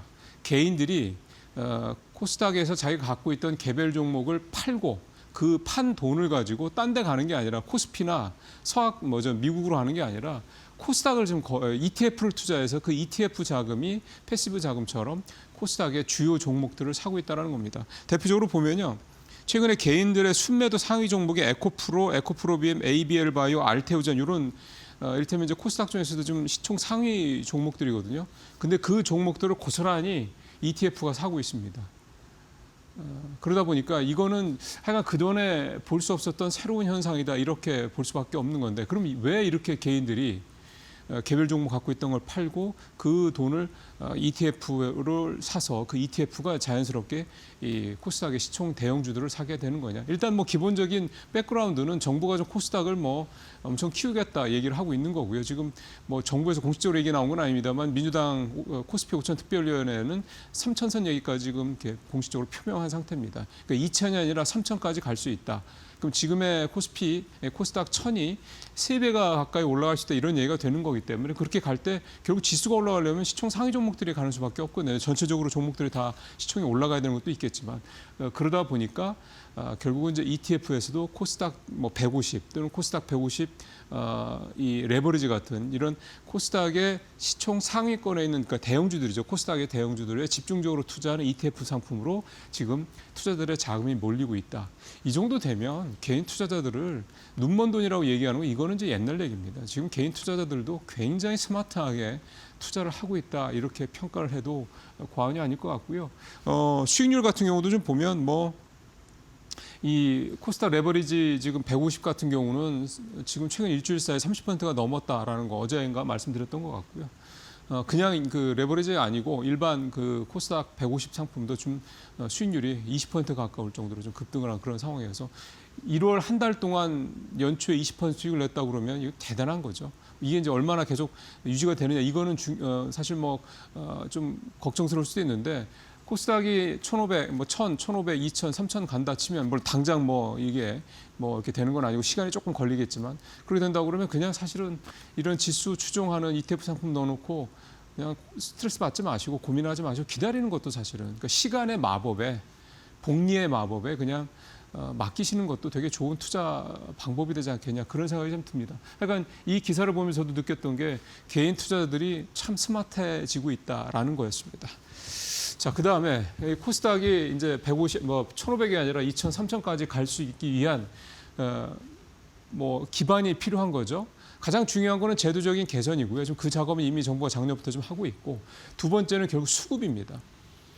작년 말부터 이제 코스닥 시장 활성화 이런 얘기가 좀 흘러나오면서 연기금의 코스닥 투자 비중을 늘리겠다, 그다음에 모험 자본, 그다음에 벤처 투자 자금으로 벤처로 들어가는 자금을 늘리다 이런 얘기들이 계속 있었는데 그게 이제 공식화가 좀 됐습니다. 어제 어떤 얘기가 좀 나왔냐면 기획예산처에서 이 기금들한테 너네 코스닥, 그다음에 벤처 쪽, 그다음에 스타트업 쪽 이쪽에다가 자금을 좀 더 투자를 해. 비중을 늘리라는 얘기죠. 그 다음에 너네들 이제 평가를 할 때 정부에서 이제 이런 연기금 이런 쪽으로 이제 자금이 들어가게 되면은 그 결과를 가지고 평가를 하지 않습니까? 그 평가를 할 때 배점에 벤처 쪽에 자금이 얼마나 들어갔는지, 그 다음에 코스닥 쪽에 자금을 얼마나 배정했는지 이거를 보겠다고 아예 적시를 해놨습니다. 그러니까 여기 기사 보시면 여러 가지 이제 행정적인 그런 표현들이 좀 나오는데 예를 들어서 2026년 기금 자산 운영 기본 방향, 국가재정법상 4대 원칙, 투자 전략 수립시 고려사항 등등등 이런 되게 어려운 행정적인 용어들이 많이 나오는데 뭉뚱그려서 얘기하면 제가 지금 요약해서 말씀드린 딱 그겁니다. 그 얘기는 뭐냐면 이제 국내 국민연금을 비롯한 국내 연기금들의 상당수의 이 국내 투자 자금들이 기본적으로 늘어난다. 두 번째는 그 국내 투자 자금 중에서 과거에 비해서는 훨씬 더 큰 폭으로 코스닥 쪽으로 자금이 더 투자될 수 있도록 그렇게 아예 소위 말해서 이제 문서화해버린 겁니다. 그럼 이제 이걸 안 따를 수가 없죠. 구두로 그냥 열심히 투자해놓고 나서 사실은 나중에 어떤 문서나 이런 게 없으면 양쪽에서 다 발뺌을 할 수가 있는 거죠. 장이 좀 갑자기 안 좋아서요. 등등 이런 식으로 할 수 있는 건데 문서화했다는 얘기는 이렇게 안 하면 안 된다는 얘기입니다. 책임 소재가 명확해진다는 얘기가 좀 되는 거지 않습니까? 그래서 앞서 말씀드렸던 이런 부분들 이게 지금 이제 이렇게 실제로 자금이 집행되거나 들어갈 거를 다 이제 우리 개인 투자자들이 예상을 하고 이렇게 투자를 하고 있다라는 거고, 그러니까 투자의 방향이 상당히 좀 정교해질 뿐만 아니라 굉장히 적확해지고 있다 이렇게 볼 수가 있다라는 거고요. 전체적으로 이제 기사 내용들을 읽어 보시면 아시겠지만 이재명 정부가 코스닥 시장을 이제 살리겠다, 그러니까 코스피 5천을 달성한 이후에 이제 그 주식시장 쪽에 대한 상당수의 동력을 코스닥 쪽으로 좀 가겠다라는 거를 이 기획예산처에 이번 지침을 통해서 좀 명확하게 알 수가 있고요. 그다음에 어제 정부가 공급대책 내놓지 않았습니까? 사실 공급대책도 이제 수요가 많은 이제 서울을 비롯한 수도권 쪽에 상당히 좀 많은 규모, 예상보다 훨씬 더 많은 규모의 공급을 하겠다 이렇게 얘기를 했고, 그것도 최대한 빨리 하겠다. 그러니까 이 최대한 빨리라는 거는 잘 아시는 것처럼 부동산이라는 게 1, 2년 걸리는 문제들은 아니기 때문에 이번 정부의 임기 내에 적어도 착공을 할 수 있도록 하겠다. 이렇게 거의 이게 못을 박아놨습니다. 그러니까 이제 이걸 지키려고 하겠죠. 특히 이제 6월 달에 지방선거도 있고 또 그 이후에 이제 또 이제 22대 총선이 있고 그다음에 또 대선, 이걸 쭉 이런 어떤 향후의 정치 일정들을 감안했을 때 이 부동산은 우리나라에서 가장 예민한 그런 정책 분야이기 또 하기 때문에 이 부분에 대해서 이제 정부가 결국 부동산 쪽으로 쏠려 있는 자금을 내 집 마련 실수요 외에 나머지 자금들은 이제 금융이나 주식 쪽으로 올 수 있게 하겠다라는 그런 얘기를 좀 어제 했다라고 저는 생각이 좀 들고, 그 다음에 이제 공급 대책 내놨으니까 비교적 센 예상보다 좀 더 많은 규모의 공급 대책을 내놨기 때문에 이제 세제에 관련된 얘기가 나올 겁니다. 이재명 대통령이 이미 양도세 중과, 다주택자 양도세 중과에 대해서 더 이상 유예하지 않겠다라고 명확하게 밝힌 상황이기 때문에 이제 그런 쪽으로 넘어갈 수 있는 상황이다. 그래서 결국은 자금들이 부동산 시장에 너무 쏠려 있는 자금들이 상당 부분 이제 시간은 걸리겠지만 금융, 주식시장 쪽으로 이렇게 이동할 그런 어떤 상황들이 만들어지고 있다. 이렇게 좀 볼 수가 있겠습니다. 그만큼 주식시장에는 유동성적인 측면에서 보더라도 훨씬 더 유리한 상황이 만들어지고 있다. 이렇게 좀 볼 수가 있겠습니다. 자, 세 번째, 네 번째 얘기는 좀 시간이 이제 얼마 안 남았기 때문에 짧게 가겠습니다. 어제 장이 굉장히 변동성이 심했습니다. 코스피 같은 경우 장중 180포인트 정도 이렇게 변동성이 심했는데, 그래서 처음에 삼성전자, SK하이닉스 쫙 가다가 밀렸죠. 삼성전자는 마이너스 결국 하락을 했습니다만 하이닉스도 거의 약보합까지 떨어졌다가 회복을 했었는데 오르긴 했습니다만, 그때 이제 이렇게 하이닉스를 다시 2% 넘게 상승으로 이끌고 그다음에 삼성전자의 낙폭을 대폭 줄였던 그것 결국은 개인 자금 또는 이제 여러 가지 ETF라든가 이런 자금이라고 봐야 되겠습니다. 지금 개인들이 코스피는 사고 있는데 그 코스피 사고 있는 거에 대부분의 자금들이 결국은 이 삼성전자, SK하이닉스 두 대형주, 그다음에 어제 현대차도 7% 넘게 올랐죠. 이렇게 몇몇 대형주들 쪽으로 집중되고 있다. 그러니까 코스피에서는 하이닉스, 삼성전자, 현대차 같은 이런 정말 대형주 시총 1, 2, 3위에 집중을 하고 코스닥은 지수 추종 ETF에 집중하는 이런 투자 전략을 좀 개인 투자들이 쓰고 있다 이렇게 좀 보시면 되겠고요. 결국 전체적으로 뭐 여러 가지 내용들이 있겠습니다만 시장은 계속 갈 거라는 것에 대한 기대감이 있고 그래서 대기 자금이 지금 고객 예탁금이 좀 100조를 넘는 상황이고 신용융자도 좀 30조를 넘는 상황이기 때문에 이런 상황들은 결국은 계속해서 장이 조금 밀리면 두른다. 이런 식으로 계속 그러니까 조정이 크게 폭이 깊어지지 않을 수 있다라는 그런 기대감을 갖게 하는 대목인데 이 조정의 폭이 깊지 않을 거라고 해외 IB가 얘기를 한 내용을 좀 마지막으로 짧게 소개해드리겠습니다. 모건 스탠리죠. 모건 스탠리는 뭐 잘 아시는 것처럼 아주 반도체와 관련돼서는 아주 악연이 있는 IB인데 이 모건 스탠리가 어제 한국증이 조정 깊지 않을 것이다. 추가 상승 여력 여전히 높다라고 얘기를 했고 그거에 대한 이제 배경으로 이 반도체 쪽의 실적. 그다음에 국내 기업들의 실적 이런 부분, 그다음에 정부의 어떤 정책적인 어떤 효과 이런 것들을 얘기를 했습니다. 새로운 내용들은 아닌데 이런 부분들이 있기 때문에 한국 시장은 특히 코스피는 조정이 있더라도 깊지 않을 것이다. 이렇게 모건 스탠리가 얘기를 했습니다. 이 기사도 한번 제가 시간 때문에 뭐 자세히 말씀 못 드렸습니다만 한번 들어가서 이데일리 기사를 한번 들어가서 보시면 좋을 것 같습니다. 오늘 마치겠습니다.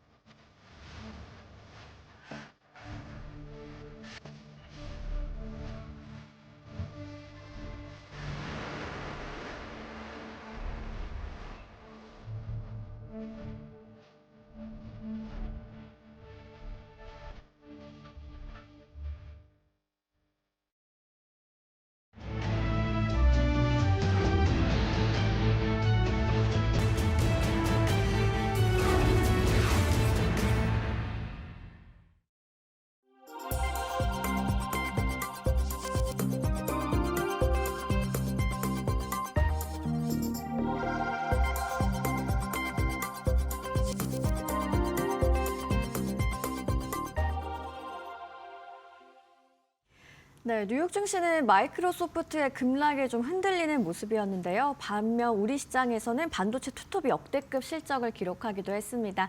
국내외 시장의 비하인드 스토리, 이용훈 IM증권 서울금융센터 이사님과 나눠보도록 하겠습니다. 어서 오세요. 네, 안녕하세요. 네, 간밤에 마이크로소프트가 정말 뭐 폭락이라고 해도 될 것 같은데 좀 시장이 많이 찬물을 확 끼얹은 느낌이 들었어요. 뭐 장중 급락 이후에는 저가 매수세가 유입되면서 낙폭을 일부 만회하는 모습도 보여졌는데 뭐 마감 상황 어떻게 보셨는지 정리 좀 한번 해주시죠. 소프트웨어 기업들이 마이크로소프트 영향을 받아 전반적으로 좀 약세였던 것 같은데 네, 마이크로소프트가 실적이 나빴던 건 아니고요. 근데 이제 투자와 관련된 부분과 비교해봤었을 때 거기에 따른 어떤 실제 아웃풋이 좀 기대만큼 나오지 않는다. 그다음에 향후 포워드 가이던스에 대해서 조금 실망하는 부분들 네. 이런 것들이 결국은 투자만 많이 했지 성과가 그대로 이어지지 않는 거 아니야라는 우려감이 좀 반영이 된 것 같고 반면에 이제 메타는 또 거꾸로 급등을 했는데 맞아요.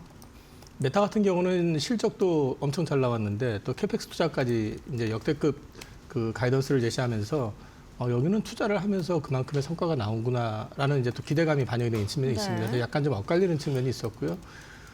미증시 같은 경우는 뭐 실적에 따라서 등락이 좀 심해지는 것 같습니다. 뭐 예를 들어서 오늘 주가 실적 발표가 나왔었던 그 로키드 마틴인가요? 거기는 또 어닝 서프라이즈 나오고 그다음에 캐터필러 역시 서프라이즈 나오고 조금 전에 그 발표한 거 보니까 애플도 시장보다는 기대보다는 굉장히 잘 나왔더라고요. 지금 네. 칩 가격이 그렇게 올라가고 주변 여건이 어려운데도 역시 뭐 글로벌 전체가 다 잘 팔리는 그런 그림이 나오고 이런 것들이 보면은 좀 등락이 조금 엇갈리는 부분들은 어닝하고 향후 그 기대감 이런 부분들까지 같이 맞물려 가지고 좀 반영이 되고 있는 것 같습니다. 네.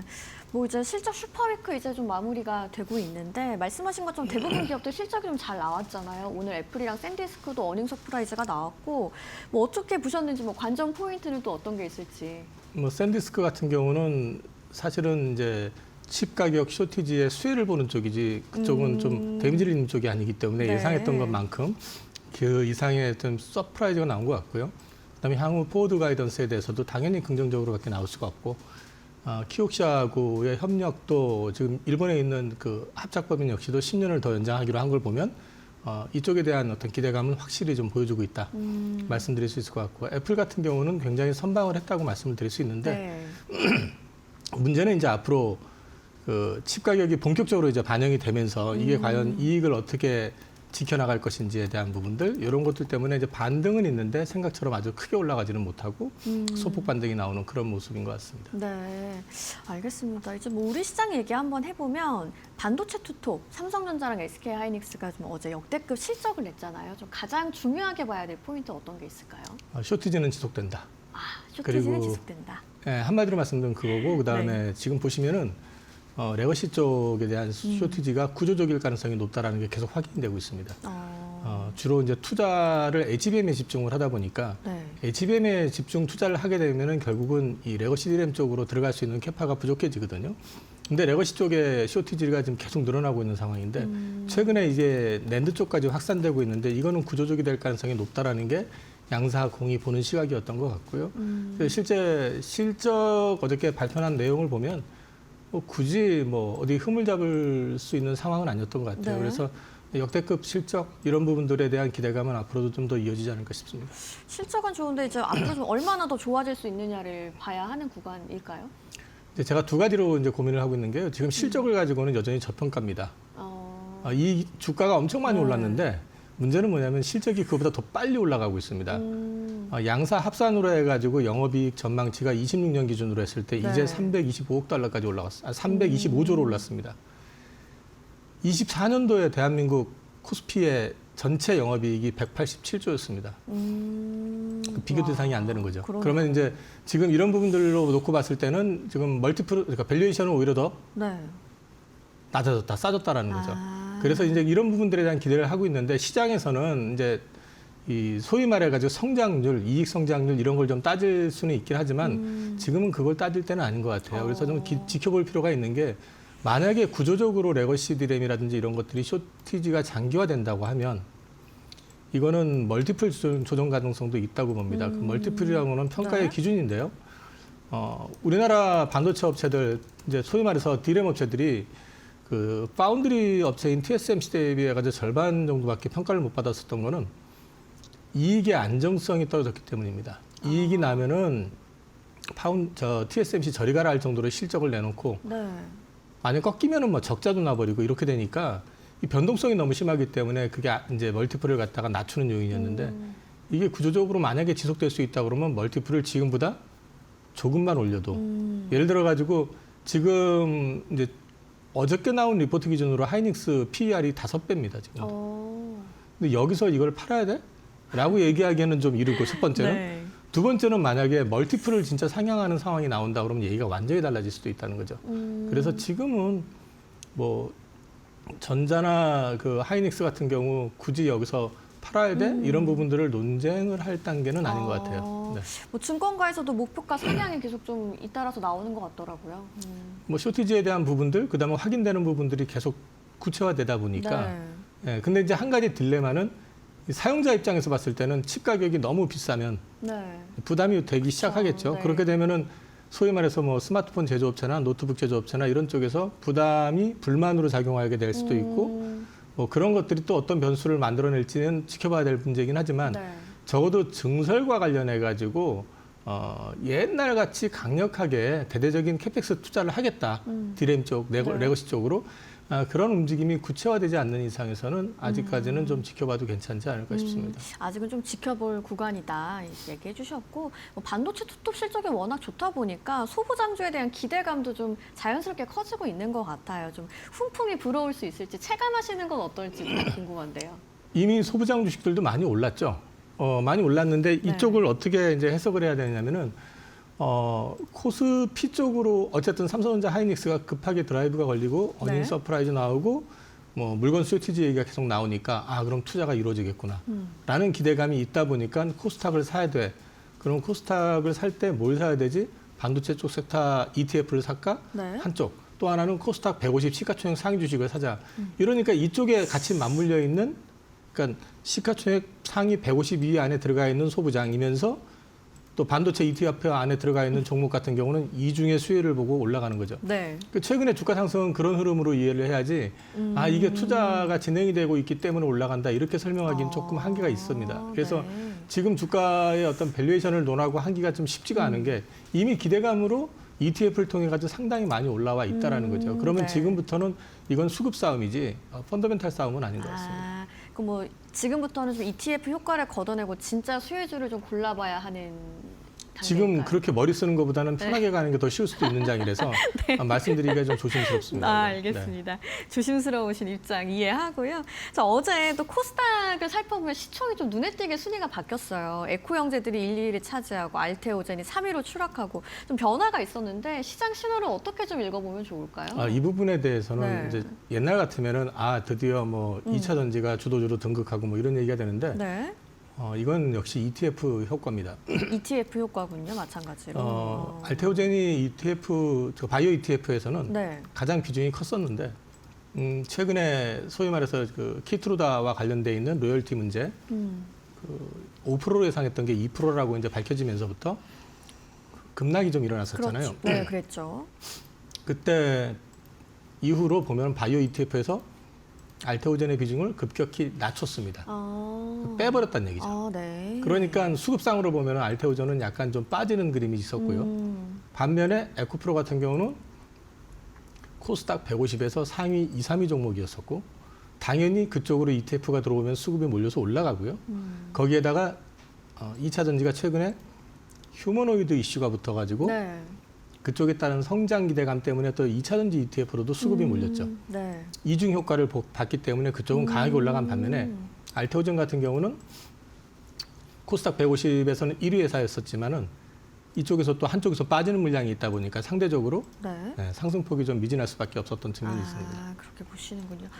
코스닥이 또 사상 처음으로 5,200 종가 기준으로 찍었는데 뭐 추가 동력은 어떤 게 있다고 보시는지 좀 한 단계 더 가려면 어떤 조건이 필요할까요? 지금은 조정은 있어도 쉽게 빠지진 않을 것 같다. 첫 번째 코스피 같은 경우는요. 코스피 같은 경우. 네, 코스피 같은 경우는 지금 현재 멀티플 상향되는 측면도 있긴 하지만 그것보다는 실적이 워낙에 드라이버가 강하게 붙고 있습니다. 그렇기 때문에 지금 현재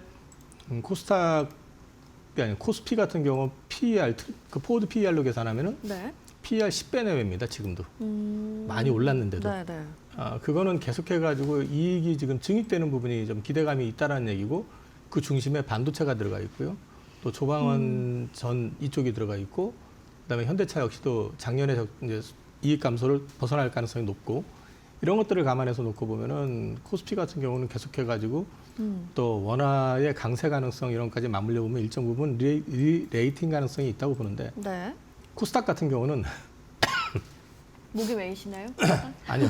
ETF의 네. 어떤 이제 코스닥 활성화 기대감 때문에 자금이 들어왔는데 그 자금들이 이제 ETF로 몰리면서 코스닥 인덱스로 자금이 몰리면서 코스닥 상위 시가총액 150 이하에 들어있는 것들이 급증을 했고요. 네. 그 다음에 또 한 가지는 이제 섹터별로 돌아가면서 바이오 쪽에 이슈가 있을 땐 바이오 쪽이 붙고 또 2차 전지가 있을 땐 2차 전지가 붙고 최근에 반도체처럼 이쪽에 대한 기대감이 있으니까 소부장이 붙고 이러면서 돌아가면서 움직이다 보니까 사실은 여기서는 뭐 얼마까지 더 갈 거냐 이거는 사실은 수급 게임이기 때문에 설명하기는 그렇게 쉽지는 않을 것 같아요. 그런가요? 뭐 추격하기보다는 좀 냉정하게 판단을 좀 해보는 구간이라고 해석을 해도 될까요? 그 부분도 사실은 저는 개인적으로는 그렇게 생각하지만 네.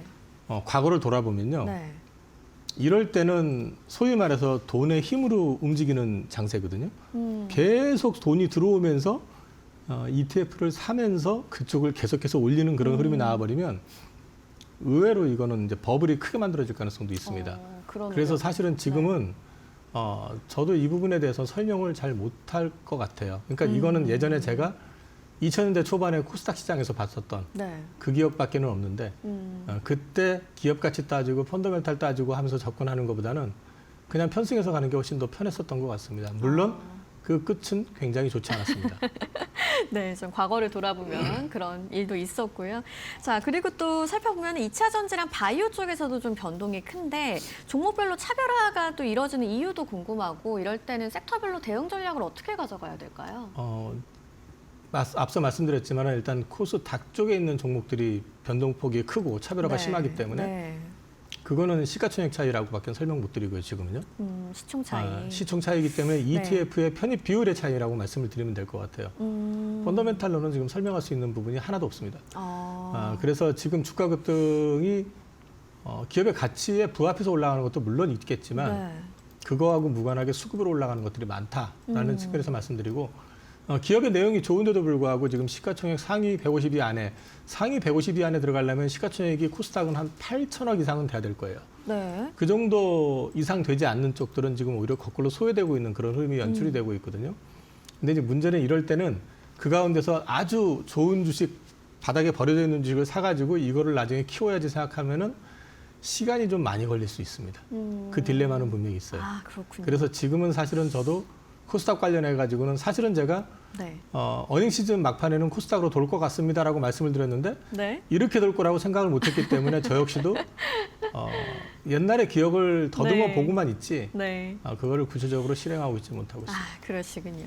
알겠습니다. 또 저희가 뭐 전력기기 조방원 쪽으로 순환매가 이어지고 있는 부분도 체크를 해보면 좋을 것 같은데 이걸 주도주가 확산되는 흐름으로 봐도 될지 아니면 그냥 단순 순환매의 성격이라고 보시는지도 궁금해요. 조방원 같은 경우는요 이미 작년에도 주도주였었고요. 지금도 역시 주도주군에 있다고 봅니다. 네. 다만 이제 주도주군 가운데서도 새로 올라가는 쪽이 더 강할 수밖에 없잖아요. 이제 대표적인 쪽이 반도체가 될 수 있을 거고 작년 하반기부터 움직였으니까 네. 또 한쪽을 얘기하라고 그러면 휴머노이드 쪽으로 해서 현대차 그룹 주식이 될 수 있을 것 같고요. 이런 쪽은 작년 사실은 하반기 뭐 구체적으로는 뭐 9월 이후부터 본격적으로 다 움직였던 주식들이기 때문에 네. 조선 방산 원전 같은 경우는 사실은 이제 움직인 게 꽤 됐잖아요. 한 3년? 그렇죠. 네. 그렇기 때문에 상대적으로 기울기는 좀 완만할 수 있지만은 여전히 이쪽과 관련한 부분들은 상승에 대한 기대감은 가져갈 수 있을 거라고 보고 있습니다. 그럼 이럴 때는 좀 섹터 베팅보다 종목별로 좀 이렇게 접근해 보는 게 좀 맞을까요? 저는 섹터별로 나눠서 종목 예를 들어서 뭐 조선하면 뭐 방산하면 뭐 이런 식으로 지금 포트를 구성을 해서 가져가고 있기 때문에 그러시군요. 그냥 구경하고 있습니다. 네, 참고하겠습니다. 자, 오늘 이제 1월의 마지막 거래일이고 이제 다가오는 2월이 뭐 설 연휴도 있고요. 워낙 거래일수도 짧잖아요. 이럴 때는 좀 장세를 어떻게 준비해 보면 좋을까요? 저도 지금 고민스럽습니다. 그 부분이 원래는 제가 1월 그 전부터 이제 여기 출연해서도 말씀을 드렸지만 1월 마지막 그다음에 또 어닝 시즌 막판부터는 코스닥을 보셔야 될 것 같습니다라고 말씀을 드렸는데 네. 코스닥에서 제가 기대했었던 수익률이 지금 불과 일주일 만에 다 나와 버렸습니다. 그 정도로 지금 코스닥이 급하게 올라갔거든요. 네. 그래서 이 부분에 있어가지고 그럼 앞으로도 코스닥 상세가 된다고 기대를 해야 될 것인지 또는 거래소 쪽에 여전히 또 기준을 두고 봐야 될 것인지 지금 사실 저도 생각이 정리가 되어 있지는 않아요. 그래서 2월장에 대해서는 다음 주 화요일 날 나오니까 생각을 주말에 해보고 네. 다시 말씀을 드리겠습니다. 알겠습니다. 뭐 포트폴리오 재정비할 때 우선순위는 뭐 이거다라고 얘기해 주실 게 있을까요? 그러니까 저같이 숫자 따져가면서 투자하는 사람들 같은 경우는 네. 지금은 코스닥 시장의 흐름에 편승하기가 쉽지는 않아요. 그냥 네. 무조건 수급이다. 이거 지금 그렇게 움직여야 된다 그러면은 저는 편입하기가 쉽지는 않은데 지금 저는 어찌됐든 간에 어닝이 살아있고 그다음에 미래 성장 가능성이 높은 쪽 섹터에 관심을 많이 갖는 게 좋을 것 같다. 여전히 그 관점은 그대로 가져가고 있습니다. 네, 어닝이 좀 살아있고 미래 성장성이 좀 높은 쪽으로 집중을 해보자는 말씀으로 오늘 정리를 해보도록 하겠습니다. 자, 어느덧 1월에 이제 마지막 거래일이고요. 2월을 열심히 준비하셔야 될 텐데 오늘 시장의 국내외 증시에 관련한 이야기를 이영훈 IM증권 서울금융센터 이사님과 함께했습니다. 좋은 말씀 고맙습니다. 네, 새해 첫 달도 이제 이번 주면 끝이 납니다. 여러분 기분 좋게 마무리하시기를 바라겠고요. 이어지는 마켓나우 1부에서도 2월 투자 전략 잘 세워가시길 바라겠습니다. 저희는 다음 주 이 시간에 2월의 시작을 알리면서 더 반갑게 알찬 정보로 인사드리도록 하겠습니다. 시청해주신 여러분 고맙습니다.